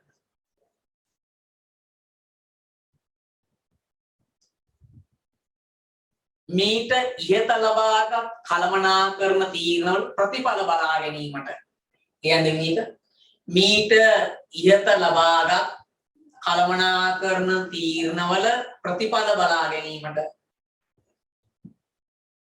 හරි මීට ඉහත ලබාගත් කලමනාකරන තීරණවල ප්‍රතිඵල බලා ගැනීමට දෙවෙනි එක හරි ඒදී ඊට පස්සේ දාන උදේ සේවකයන් තුන්වෙනි එක සේවකයන් ඇයි සේවකයන් ව්‍යාපාරයක මොනවද දක්වන්නේ ඇයි සේවකයන් ව්‍යාපාරය ගැන කැක්කුමක් දක්වන්නේ දැන් මේ කාලෙදී සෑහෙන තියෙනවා ඇයි දැන් ගොඩක් ව්‍යාපාර කඩායම වෙන මට්ටමට ඇවිල්ලා තියෙනවා සමහර ව්‍යාපාර නතර වෙලා තියෙනවා අන්න රැකියා සුරක්ෂිතභාවය නේද ඔය වෙලාවේ රස්සාව නැති විදිහට දන්නේ ඉතින් නිතරම ව්‍යාපාරයේ ඒ තත්ත්වය ගැන සේවකින් අවධානයෙන් ඉන්න ඕන ව්‍යාපාරේ ලාභලාභය ව්යාපාරේ ගැන තීරණ මේ කාලේ සේවකින් මුතේ අතිශයින් වැදගත් කියන මුතේ පරිණි නම් රැකියා සුරක්ෂිතභාවය තහවුරු කර ගැනීමට කියන්න රැකියා සුරක්ෂිතභාවය තහවුරු කර ගැනීමට රැකියා සුරක්ෂිතභාවය තහවුරු කර ගැනීමට හරිද රැකියා සුරක්ෂිතභාවය තහවුරු කර ගැනීමට දෙවෙනි කියන්න පැටු වැඩි කර ගැනීමට වැඩි වැටුප් ලබා ගන්නට මේ උද්ඝෝෂණයම තියන්නේ මේ ස්ට්‍රයික් කරන්න කර ජීවන ඉදන් වැඩි ඒගොල්ලෝ මොකද කරන්නේ ව්‍යාපාරේ ලොකු ලාභයක් ගන්නව නම් ඒගොල්ලන්ට යම් ඉල්ලීමක් කරන්න පුළුවන් අපේ වැටුප වැඩි කරන්න කියලා. වැටුප් වැඩි කර ගැනීමට. අර ඉතින් බොහෝ දුරට කාරණා තුනක් ඇති දරුවෝ ඉතිහාස ලොකුවට අවශ්‍යතාවයක් නැහැ. අහන්නේ සාමාන්‍යයෙන් ඔය ටිකම තමයි. හරි. ඔය ටිකම තමයි සාමාන්‍යයෙන් අහන්නේ. හරිද? ඊට පස්සේ දාන්න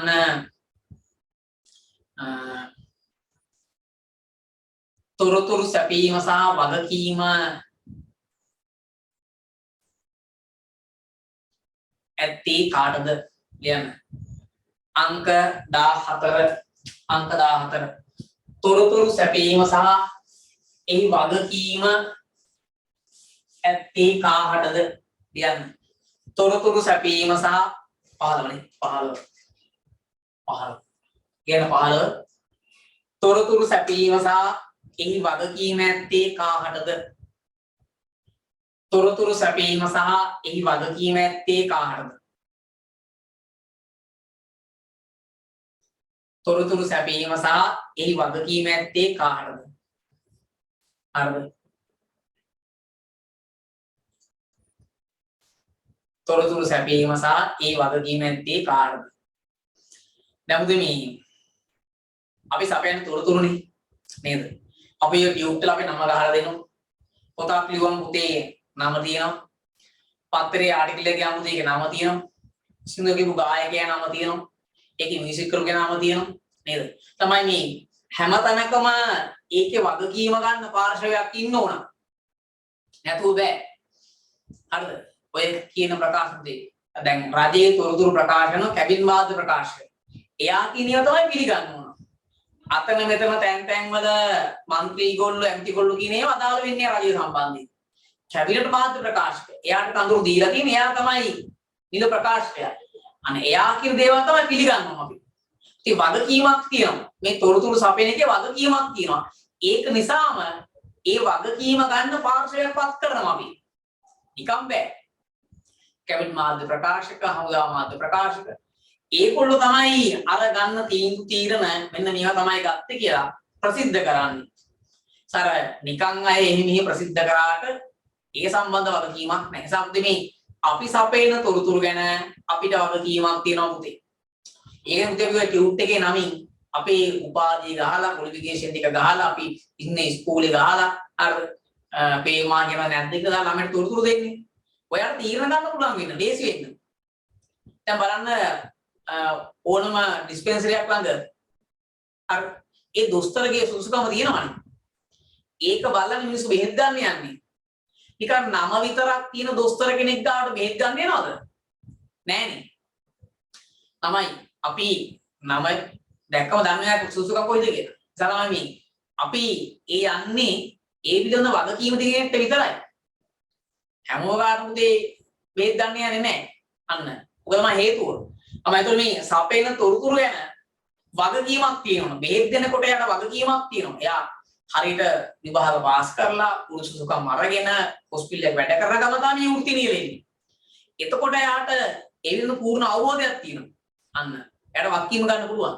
සමහරවිට මේ ව්‍යාපාරවලත් එහෙමයි. මේ තොරතුරු සපයන ගැන පුතේ වගකීමක් තියෙන හේතුව ඇයි වැරදි තොරතුරු දුන්නොත් මිනිස්සු ගන්න තීරණ වැරදි. දැන් කොවිඩ් ආපු කාලේ නේද? එක රෝගියෙක් කියපු ගමන් අපි කලබල වෙනවා. දැන් එහෙම ගානක් නැහැ නේද අපිට? ඇයි? දැන්වත් ළමයි තොරතුරු ගැන. ඒතර ඒ සම්බන්ධ පුතේ තොරතුරු දෙන්න වෙනම කොවිඩ් කාර් සාධක බලකාය පත් කරලා ප්‍රධානීක් පත් කරලා අනුතේ. සමේ හැමතැනකම වගකීමක් තියෙන සපයන තොරතුරු වල. ඇයි හේතුව? ඒ තොරතුරු පාවිච්චි කරලා තමයි මිනිස්සු තීන්දුව ගන්නේ. අපි වැරදි තොරතුරක් දුන්නොත් ගන්න තීන්දුව වැරදි. එහෙම වුණොත් ඒකෙන් වන හානිය කියන්න බෑ. නේද? ඒක නිසා පුතේ මේ හරි තොරතුරු හැමතිස්සෙම මිනිස්සුන්ට දෙන්න ඕන. හරි හෝ වැරදි ඒ දෙන තොරතුරු වල වගකීම ගන්න කෙනෙක් ඉන්නත් ඕන. එහෙම මාතෘකා දැම්මේ තොරතුරු සැපීම සහ ඒ පිළිබඳ වගකීම ඇත්තේ කාටද? අන්න. ඒ සෞදි මේ ව්‍යාපාරයක තොරතුරු සැපීම ගැන වගකීම ගන්න ඕන. එයා කියන්න බෑ මම මේ ඔක කරේ කියලා. එහෙනම් පුතේ තොරතුරු සපයන එක වගකීම දෙන කාටද? ලියන්න මෙන්න අධ්‍යක්ෂක මණ්ඩලයට හෝ අධ්‍යක්ෂක ලියන්න අධ්‍යක්ෂක මණ්ඩලයට හෝ එහි පාලක සභාවට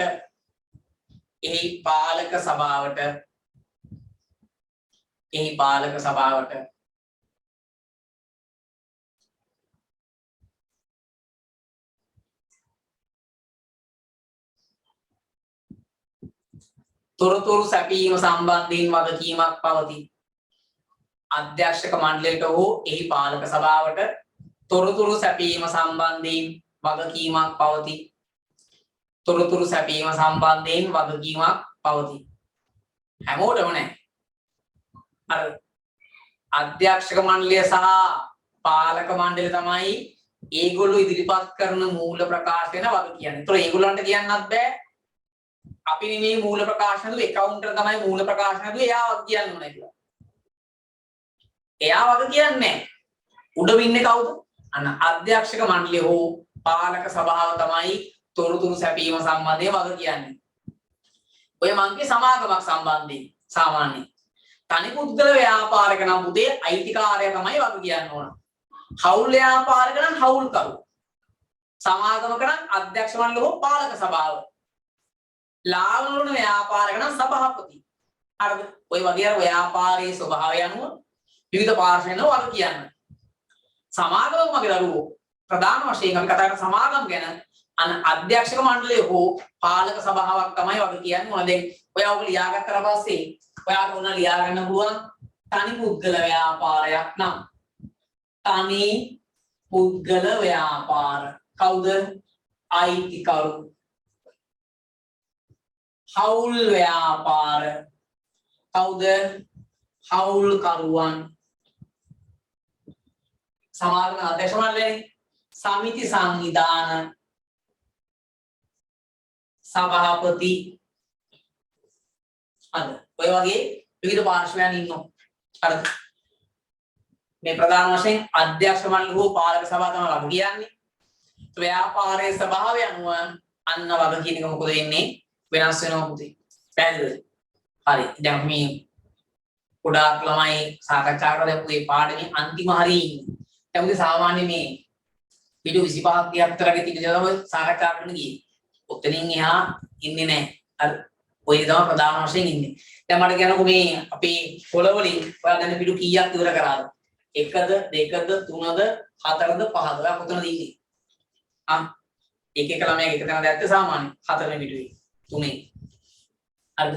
අපි යනවනේ එතකොට. එතකොට පොළ 8ක් කියන්නේ පුතේ පාඩම් 2ක් හෝ 3ක් මේක තුල බා ගන්න පුළුවන්. 4. එතකොට 4 ඉවරයි. හරි? 5. එතකොට උදේ වල පාඩම් 2ක් අවම වශයෙන් ගන්න පුළුවන්. පාඩම් 16ක් තියෙනවා. හරි? ඩාර්වින් මේක ෂෝට් නෝට් එකක් හදාන්න යන්න. ළමයි කඩවල ළමයි මේව ගන්නව ගිහිල්ලා අනන්තවත්. ඒ වගේ බුක් ෂොප් වල ෂෝට් නෝට් කියලා බෑ ෂෝට් නෝට් නෙමෙයි ඒවා. ලෝන් නෝට් එකේ තමයි. හරි. කඩවලින් ළමයිව සල්ලි දීලා ගන්නවා. ඉතින් එහෙම ඕනේ ඔයාටම වැඩි ලස්සට කරගන්න පුළුවන්.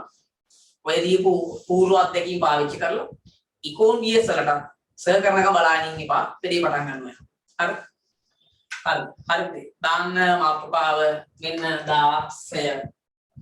16 උදේ. මේ අන්තිම හරිය දැන් ඉන්නේ. පළවෙනි පාඩමේ අන්තිම හරිය ඉන්නේ. දාන්න ගිණුම් කරන තොරතුරු වල ගුණාත්මක ලක්ෂණ මොනවාද? 16 ගිණුම් කරන තොරතුරු වල ගුණාත්මක ලක්ෂණ මොනවාද? ගිණුම් කරන තොරතුරු වල ගුණාත්මක ලක්ෂණ මොනවාද? ගිණුම් කරන තොරතුරු වල ගුණාත්මක ලක්ෂණ මොනවාද? හරි. ගිණුම් කරන තොරතුරු වල ගුණාත්මක ලක්ෂණ මොනවාද? තමයි කතා කරමු ගුණාත්මක ලක්ෂණ.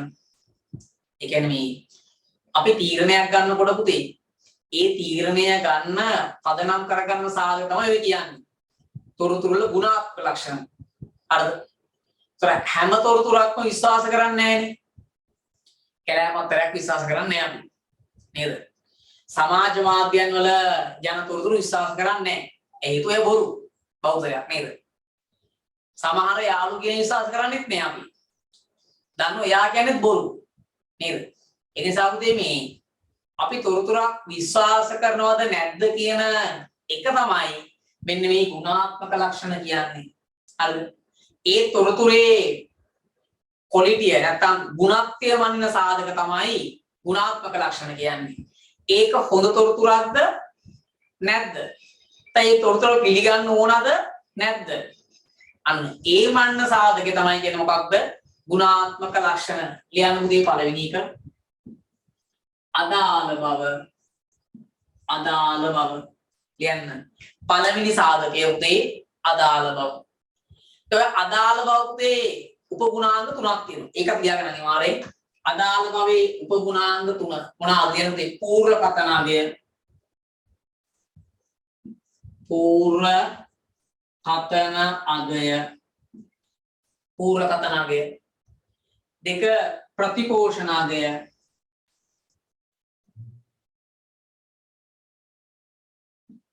ප්‍රතිපෝෂණාගය. අර්ධ පූර්ව කතනාගය ප්‍රතිපෝෂණාගය කාලීන බව. කාලීන බව. අදාළ බව. අදාළ බව පුතේ රැකෙන්න නම් ඔන්න ඔය කාරණා තුන තියෙනවා. දැන් අදාළ බව කියන්නේ මට අදාළයි කියන එකනේ. මට අදාළ නම් පූර්ව කතනාගය. අනාගතය ගැන අදහසක් දෙන්න පුළුවන් වෙනවා. පූර්ව කතන කරන්න පුළුවන් වෙනවා. ප්‍රතිපෝෂණාගය හරිද පුතේ කාලීන බව. හරි තොරතුරු කාල වෙලා ලැබිලා තියෙන්න ඕන. ප්‍රතිපෝෂණයෙන් අනිත් අයගේ අපේක්ෂා සැලකිලි දුරු දිරිපත් කරන්න ඕන. ඔය කාරණා පුතේ. හරි. ඊට පස්සේ දාන්න දෙවෙනි එක විශ්වාසනීය බව. විශ්වාසනීය බව. විශ්වාසනීය බව. අපි තොරතුරක් විශ්වාස කරන්නේ මෙන්න මේ කාරණා තුන තිබ්බොත් තමයි. මොනවාද? නිර්වද්‍යතාවය. නිර්වද්‍යතාවය. නිර්වද්‍යතාවය. අද උදේ තොරතුරක් විශ්වාස කරන්නේ ඒ තොරතුර නිවැරදි නම් විතරයි. ඒකනේ සමාජවාදීව තොරතුරු විශ්වාස කරන්නේ නැත්තේ. නිවැරදි නෑ. නිවැරදි නැතුණම විශ්වාස කරන්නේ නෑ. දෙක මධ්‍යස්ථ බව. මධ්‍යස්ථ බව. අපි පුතේ රූපాయని නාලිකාවල කියන ප්‍රවෘත්ති විශ්වාස කරන්නේ නැහැ. ඇයි හේතුව? ඒවා මධ්‍යස්ථ නැහැ. ඒවා කාටද පක්ෂපාතීව තමයි තොර නිවුස් කියන්නේ බෝධුවට. හරිද? ඒ නිසා ඒ විශ්වාස කරන්නේ නැහැ ඒවා අපි. මධ්‍යස්ථ වෙනවා. මධ්‍යස්ථ වුණොත් තමයි විශ්වාස කරන්නේ. මධ්‍යස්ථ නැත්නම් විශ්වාස කරන්නේත් නැහැ. හරිද? පක්ෂපාතී වුණොත් විශ්වාසෙ විද වැටෙනවා. සත්‍යාපනතාව. සත්‍යාපනතාව. ඔප්පු කරන්න පුළුවන්ද වැරද්ද කියන එක උදේ. දැන් සමහර අය කියනවා අන්න අරය වට බෑන්න. හරිද? හැබැයි මම කිව්වයි කියලා නම් අහන්න එපා කියලා.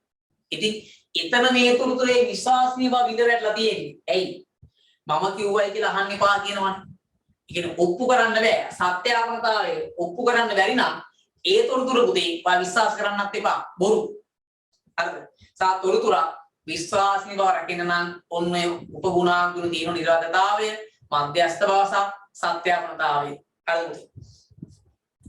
දැන් ඔය ෂෝට් නෝට් එක ඉවර ළමයි පොඩ්ඩක් මට ඔයා මොට එකක් ගහලා දෙකක් එවන්නවා කොහොමද ඔක කරේ කියලා. හරිද?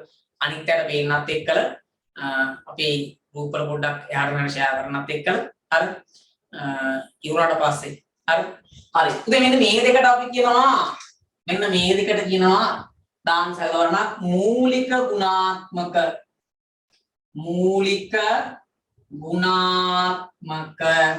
ලක්ෂණ මූලික ගුණාත්මක ලක්ෂණ මේක තහන තන විභාගය අහනවා මූලික ගුණාත්මක ලක්ෂණ මොනවද විභාගය අහනවා මූලික ගුණාත්මක ලක්ෂණ මොනවද කියලා මේටි. ඒතර මූලික ගුණාත්මක ලක්ෂණ කිව්වා මේ ඔක්කොම නෙමෙයි හොඳේ. අදාළ බව විශ්වාසනීය බව. ওই දෙක තමයි තියෙන්නේ. අර අදාළ බවයි විශ්වාසනීය බවයි. ඒවල උපගුණාංග තමයි මේටි. ඒ කියන්නේ අදාළ බව සහ විශ්වාසනීය බව කියන එක රැකෙන්න නම් මෙන්න මේවා රැකෙන්න ඕන. මේවා කැඩිච්ච ගමන් අදාළ බවයි විශ්වාසනීය බවයි ඉබේටම කැඩිලා යනවා. අයි රැකෙන්න දෙයක් නැහැ. ඒතකොට නිර්වද්‍යතාවයක් නැත්තම් විශ්වාසනීය බව විඳ වැටෙනවා. හරි. මධ්‍යස්ථ බව නැත්තම් විශ්වාසනීය බව විඳ වැටෙනවා. කාලීන බව නැත්තම් අදාළ බව විඳ වැටෙනවා. කාලීන වෙන්න ඕන. උදාහරණයක් මම කියන්නද? විභාගෙ දෙන මෙන්න මේ ප්‍රශ්නයක්. 2010 මිලදී ගත් දේපළ පිරියත සහ උපකරණ තොරතුරු ඓතිහාසික පිරිවැය මත පොත්වල වාර්තා කර ඇත. හරි. එය ප්‍රත්‍යාගනගේට පොත්වල වාර්තා කිරීම නිසා ආරක්ෂා වන මූලික ගුණාත්මක ගති ලක්ෂණ යන. මොකද මම කිව්වේ 2000 වර්ෂයේ ගත්ත ඉඩමක් අද වෙළඳපොළාගේට ප්‍රත්‍යාගන කිරීම නිසා ආරක්ෂා වන මූලික ගුණාත්මක ගති ලක්ෂණ. ඒතර පරණාගේ තියන්නේ නැතුව අදාගේට ගේනවා කියන්නේ කාලීන බවනේ. අන් කාලීන බවට ගෙනාවොත් පුතේ රැකෙන්නේ මොකක්ද? අදාළ බව. ওই ප්‍රශ්නේ අහනවා. ওই ප්‍රශ්නේ අහලා තියෙනවා. ඉතින් ළමයා මොකද කරන්නේ? ළමයා දන්නේ උත්තරේ දෙන්න. ඉතින් අදාළ බව කියන්නේ මෙන්න මේ සාධක වලින්. හරි. පරණාගේ පුත්තල පෙන්වන්නේ නැතුව අදාගේ අද වෙළඳපොළාගේ පුත්තල වාර්තා කරනවා කාලීන බව. කාලීන බව රැකිනවයි කියන්නේ අදාළ බව රැකිනවයි කියන එක. එහෙමයි අපි උත්තරේ හොයාගන්නේ. හරි. සාමාන්‍යයෙන් මේ විභාගෙදී මම කිව්වේ සමහර ප්‍රශ්න වලට උත්තර දෙනකොට මේ අණු කොටස දැනගන්න ඕනේ. අපේ ළමයි මොකද කරන්නේ? ඔයා පාඩම් කරන ප්‍රධාන කොටස විතරයි. ඔය අණු කොටස් කියලා දන්නේ නැහැ. ඉතින් අණු කොටස් දන්නේ නැතුණාම උත්තර දෙන්න අමාරුයි පුතේ. අණු කොටස දැනගත්තාම තමයි උත්තර දෙන්න ලේසි. හරිද? හරි. දැන් මේ කාරණා දෙක තවත් තියෙනවා. ලියන්න තුන්වෙනි එක. ලියන්න සංසන්දනාත්මක බව සහ ලියන්න සංසන්දනාත්මක බව සහ සංගතතාව. සංසන්දනාත්මක බව හා සංගතතාව. හරිද? සංසන්දනාත්මක බව හා සංගතතාව. ඊට පස්සේ හතර ලියන්න පැහැදිලි බව. පැහැදිලි බව, සරල බව. හරි. මෙයා සරල බව, පැහැදිලි බව. හරි. සරල බව, පැහැදිලි බව. පිරිවැය ප්‍රතිලාභ වැදගත්කම් ආයතනයේ පිරිවැය ප්‍රතිලාභ වැදගත්කම්. හරි. පිරිවැය ප්‍රතිලාභ වැදගත්කම්. හරි. පිරිවැය ප්‍රතිලාභ වැදගත්කම්. හරි. දැන් මේ අපි අන්තිම හරියේ ඉන්නේ. දැන් මුළු පාඩමම ප්‍රශ්න 16 ප්‍රශ්න 20යි. හරි. ඔයා පාසස් බලන්නකෝ. ඔයගෙන් ෂෝක් එක ඔයාලට උත්තර දෙන්න පුළුවන්. හරි. 17 මම යනවා ප්‍රශ්න අංක 17ට. කියන වෘත්තීය ගිණුම් කරන ආයතනවල වෘත්තීය ගිණුම් කරන ආයතනවල කාර්යයන් මොනවාද? වෘත්තීය ගිණුම් කරන ආයතනවල කාර්යයන් මොනවාද? වෘත්තීය ගිණුම් කරන ආයතනවල කාර්යයන් මොනවාද? මේ මොනවාද වෘත්තීය ගිණුම් කරන ආයතන කියන්නේ? අපි කතා කරමු. චාර්ට් එක, ඩබල් ET, සීමා, ACCA, SIM නේද? IBS මේ පුතේ මේ විවිධ වෘත්තියන් වලට තම සමාජිකින්ට විභාග පවත්වලා ඒ විභාගවල පුතේ ලකුණු මත සමාජික ලබා දෙන වෘත්තීය ගිණුම් කරන ආයතන. මේ වෘත්තීය ගිණුම් කරන ආයතන පුතේ ගිණුම් කරන කාර්යභාරයක් සිද්ධ වෙනවා. හරි. දැන් ළමෙක් උසස් පෙළ කරාට පස්සේ පුතේ අනිවාර්යෙන් යා ඩබල් AT හෝ චාර්ටර්ඩ් හෝ සීමා හෝ කරමු. මේ පුතේ බහුතරයක් ළමයි උසස් පෙළ කරාට පස්සේ නම් කරන්නේ චාර්ට් හෝ සීමා කියන දෙකෙන් එකක්.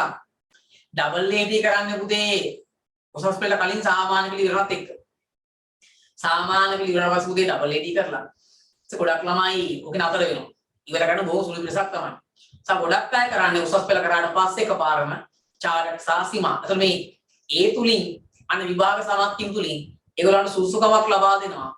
රැකියාව ප්‍රවේශ වෙන්න. එතකොට මේ වෘත්තීය විගණකයින් වෘත්තීය ගණකාධිකරුවන් බිහි කරන්න පුතේ මෙන්න මේ වෘත්තීය ගිණුම් කරන ආයතන. ඉතින් ඔයාට මේ උසස් පෙළ ප්‍රතිඵලය කියන්නේ පුතේ රැකියාවට ප්‍රවේශ වෙන්න මූලික සුසුකමක් විතරයි. ඔයාට ඒ තුනක් දාලා විශ්වවිද්‍යාල උපාධිය චාර්ට් හරි සීමා පාස් වීමෙන් ඒ සම්බන්ධ සුසුකම ඒක ඩබල් AT සම්පූර්ණ කිරීමෙන් ඒ සම්බන්ධ සුසුකම අපිට මොනවා හරි වෘත්තීය නිපුණත්වයක් හොයන්න සිද්ධ වෙනවා ගිණුම් කරන ශාස්ත්‍රය තුළ. අන්න ඒකට තියෙන ආයතන තමයි මේ වෘත්තීය ගිණුම් කරන ආයතන කියන්නේ.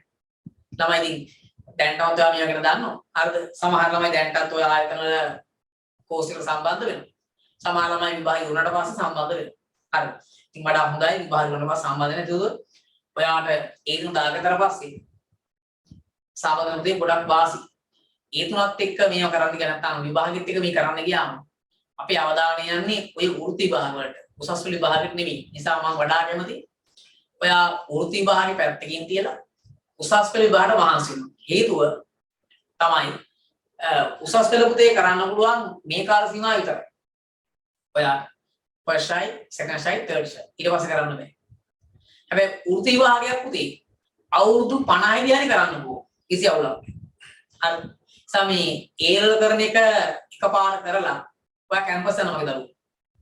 නිකන් වෘත්ති විභාග පස්සේ ගිහිල්ලා නන්නතර වෙන්නේ නැතුව. ඔය ගොඩක් උදේ ආයතන වෘත්ති විභාග ඇඩ් කරන්නේ ඔයාගේ ප්‍රතිලාභෙට නෙමෙයි ඒගොල්ලන්ගේ ප්‍රතිලාභෙට. හේතුව ඒගොල්ලෝ උදේ ක්ලාස් වල ළමයි ගොඩ දාගන්නේ ඔන්නේ ක්‍රමයට. වෘත්ති විභාග හරහා. හරි. හැබැයි ළමයා දන්නේ නැතුව වට ගියාට පස්සේ කල ළමයට තේරෙනවා. ඒතර පව් වැඩි. වට අතරින්නත් බෑ අල්ලන් ඉන්නත් බෑ වගේ. මේක කරනවද නතර කරනවද? අයි වියදම් වල සල්ලිත් අපරාධ නතර කරලා ගෙදරින් බැනුම් ගන්න සිද්ධ වෙනවා. ඒක නිසා පුතේ මේ එකපාරම විභාග ලියන්න උසස් හොඳට. ඒ තුන දාන්න මහන්සි වෙනවා. මහන්සිලා ඒ තුන දාලා ඊට පස්සේ කරන උත් විභාගයක් කරන්න ඔයා. ඒතර ඔයාට බය නැතුව හොඳ විභාගයක් තෝරගෙන ඔයාට අත්දැකීමකුත් තියෙන උසස් පෙළ කරලා ඔයාට දැනුමකුත් තියෙනවා. ඒක කරුතේ ඔයාට සාර්ථකව විවාහ කරගෙන යන්න පුළුවන්.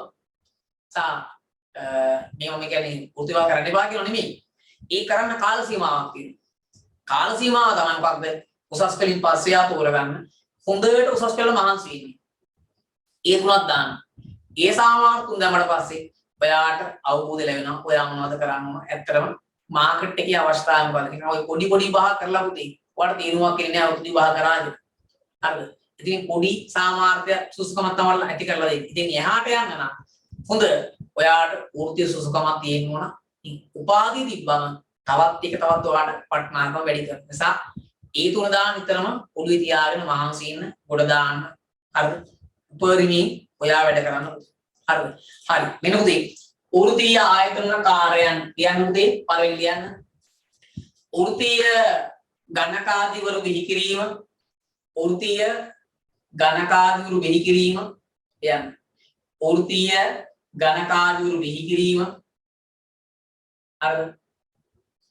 වෘත්තීය ගණකාදිවරු බිහි කිරීම දෙක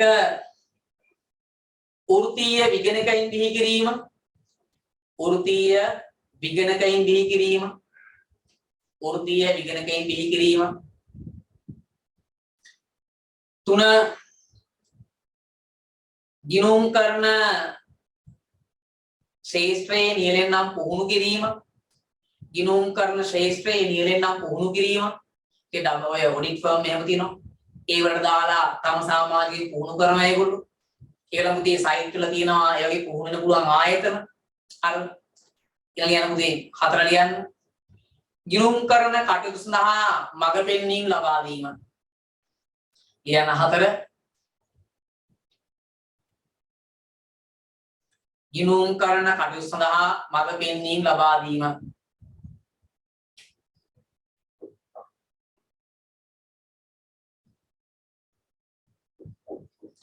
හරිද? ඔය සමහර ළමයිට ඉන්න බැරිලා තියෙනවා. පුතේ පුළුවන් නම් මට ෂෝට් නෝට් ඉවරනට පස්සේ ඔය ෂෝට් නෝට් එකේ ගානට ෆොටෝස් ටිකක් එනවා ගෲප් එකට දාන්න. සමහර ළමයිට ඔය සිග්නල් නැතුව මිස් වෙලා තියෙනවා. ලියා ගන්න බැරිලා තියෙනවා. ඒක ලියා ගන්න සපෝට් එකක් එන්නත් එක්ක ඔය ලස්සන ලියපු ෂෝට් නෝට් එකක් මට ෆොටෝස් දෙකක් දාන්න ගෲප් වලට දාන්න. හරි? හරිද? අර තුන්වෙනි පුතේ මේ ගිණුම් කරන ශේෂ්ත්‍රයේ නියැලෙන්නම් පුහුණු කිරීම. ගිණුම් කරන ශේෂ්ත්‍රයේ නියැලෙන්නම් පුහුණු කිරීම. ඊපස්සේ ගිණුම් කරන කටයුතු වලට දාලා මඟ පෙන්වීම ලබා දීම. ගිණුම් කරන කටයුතු වලට අදාළ මඟ පෙන්වීම ලබා දීම. හරිද? එන්න අද දවසේ මෙන්න පළවෙනි පාඩමේ අන්තිම ප්‍රශ්නේ. ප්‍රශ්නාංක 18. ප්‍රශ්නාංක 18කින් පිටු 40ක් විතර වගේ පුතේ අපි සාකච්ඡා කරා. හරි. නිකන් ඔය කියන්නේ මුළු පාඩම ආයෙත් පාරක් මතක් කරා. ඉතින් පළවෙනි පාඩම ඔයා මතක් කරගත්තා වගේ තමයි. ඔය වීඩියෝ එක හරි ඔය පුතේ රෙකෝඩින් දාලා තියෙන්නේ මම පුළුවන් වුණොත් ඔයාලට දාන්න.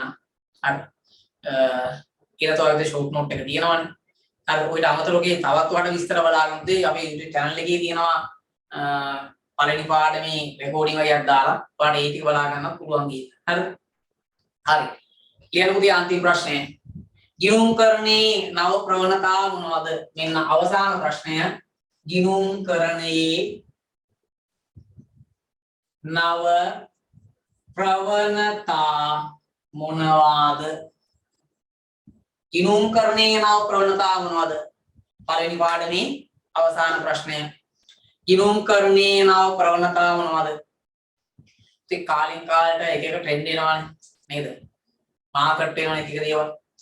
මේ ගිණුම්කරණයේත් ළමයි ඇති වෙච්ච වෙනස්කම්. හරිද? දැන් කොරෝනාත් එක්ක පුතේ අපි ඉගෙන ගත්ත දෙයක් තමයි මේ ඔන්ලයින් এডুকেෂන් කියන එක. නේද? අද මේක පාවිච්චි කරනවා. හරි.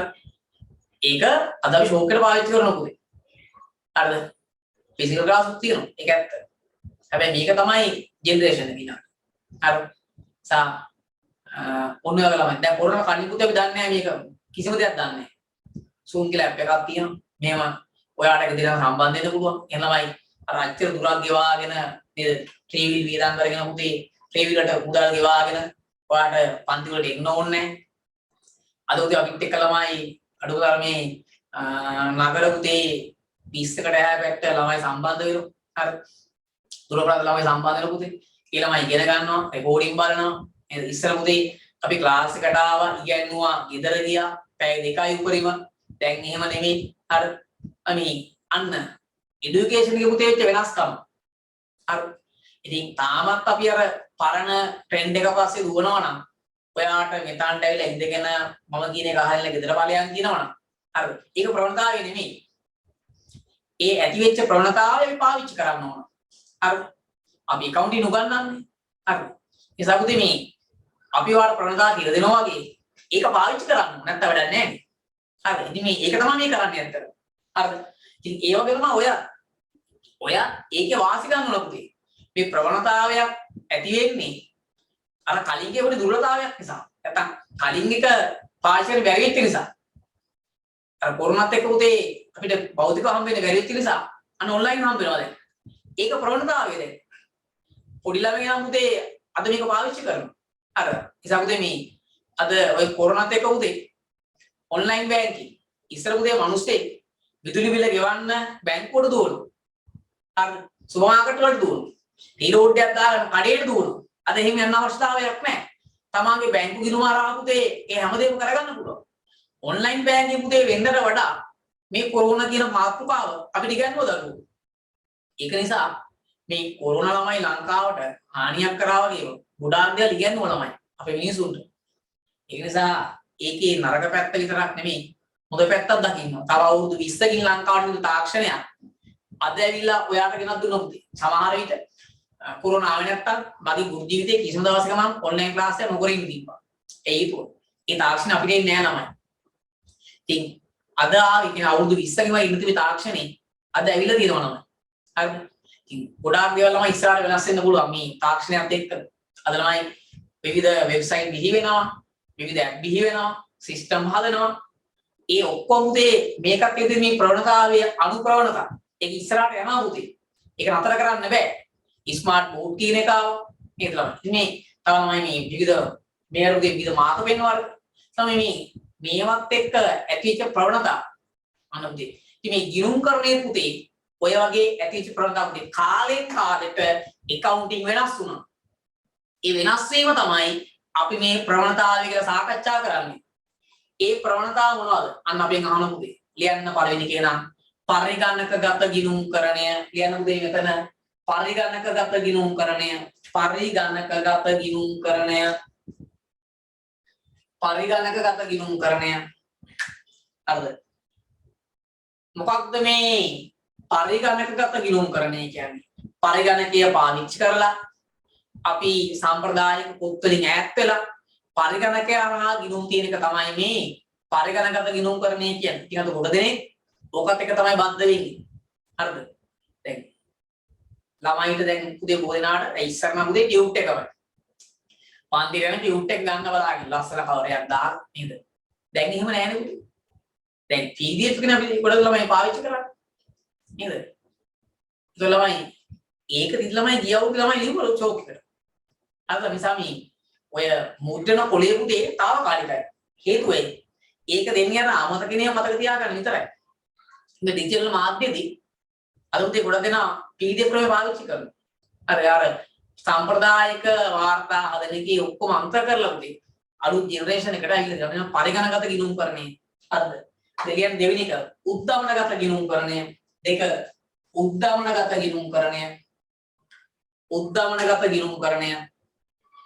උද්දමනගත ගිණුම්කරණය. හරිද? උද්දමනගත ගිණුම්කරණය. දැන් අද ළමයි ලොකු උද්දමනයක් විතරට දන්නවා නේද? බඩු ගිලින්න ඉන්න වැඩි වෙනවා. ඉතින් අපි කියන්නේ මුදලියාගේ වෙනස් වෙන්නේ නැහැ. නේද? ස්ථාවරයක උපකල්පනය කරලා accounts තියන්නේ. හැබැයි අද එහෙම බෑ. මුදලේ අගේ වෙනස් වෙනවා. ඒ සැලකිල්ලට ගෙනද accounts තියන්න ඕන. අන්න උද්දමනගත ගිණුම්කරණය. එතකොට මේ කරගෙන වැවුද ඉස්සරහට. බඩු ගිලින්න වැඩි වෙනවා. අද රුපියල් 100 ගත්ත එක තව අවුරුද්දකින් ගන්න මාස 6කින් ගන්න රුපියල් 180ක් වුණා. රුපියල් 210ක් වුණා. ගිලින්න වැඩි වෙනවා. අන්න උද්දමනගත ගිණුම්කරණයේ පුතේ අද වැදගත්කම වැඩි වෙලා තියෙනවා. හරිද? 3 සමාජ වගකීම් ගිණුම්කරණය කියන්න. සමාජ වගකීම් ගිණුම්කරණය. සමාජ වගකීම් ගිණුම්කරණය. මේ ව්‍යාපාර හම්බ කරනවා විතරක් නෙමෙයි.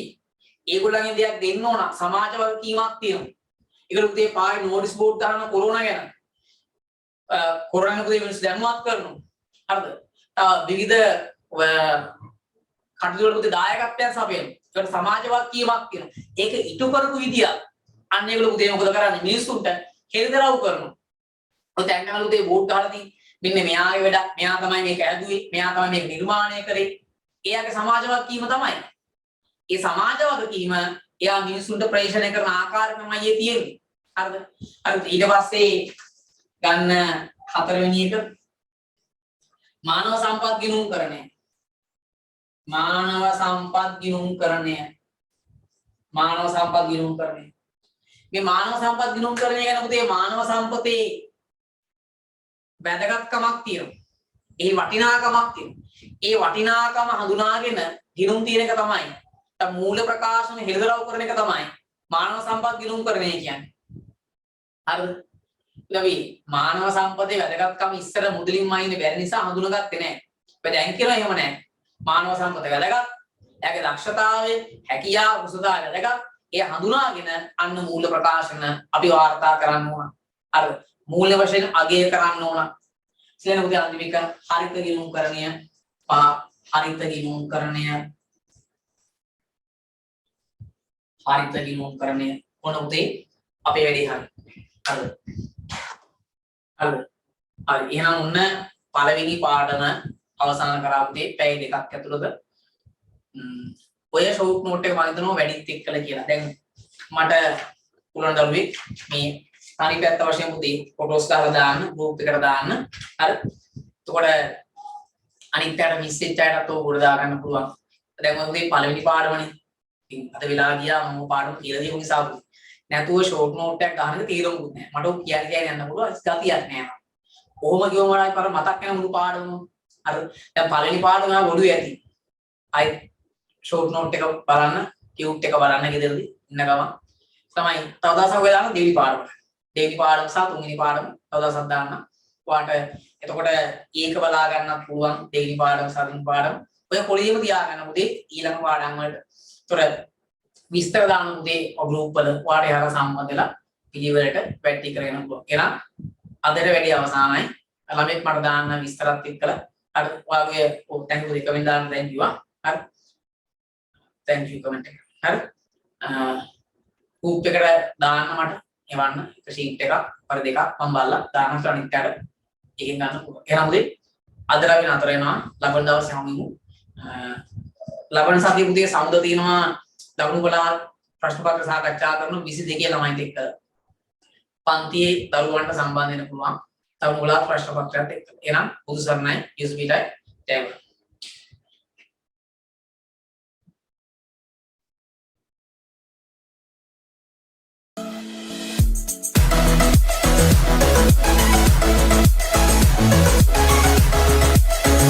Thank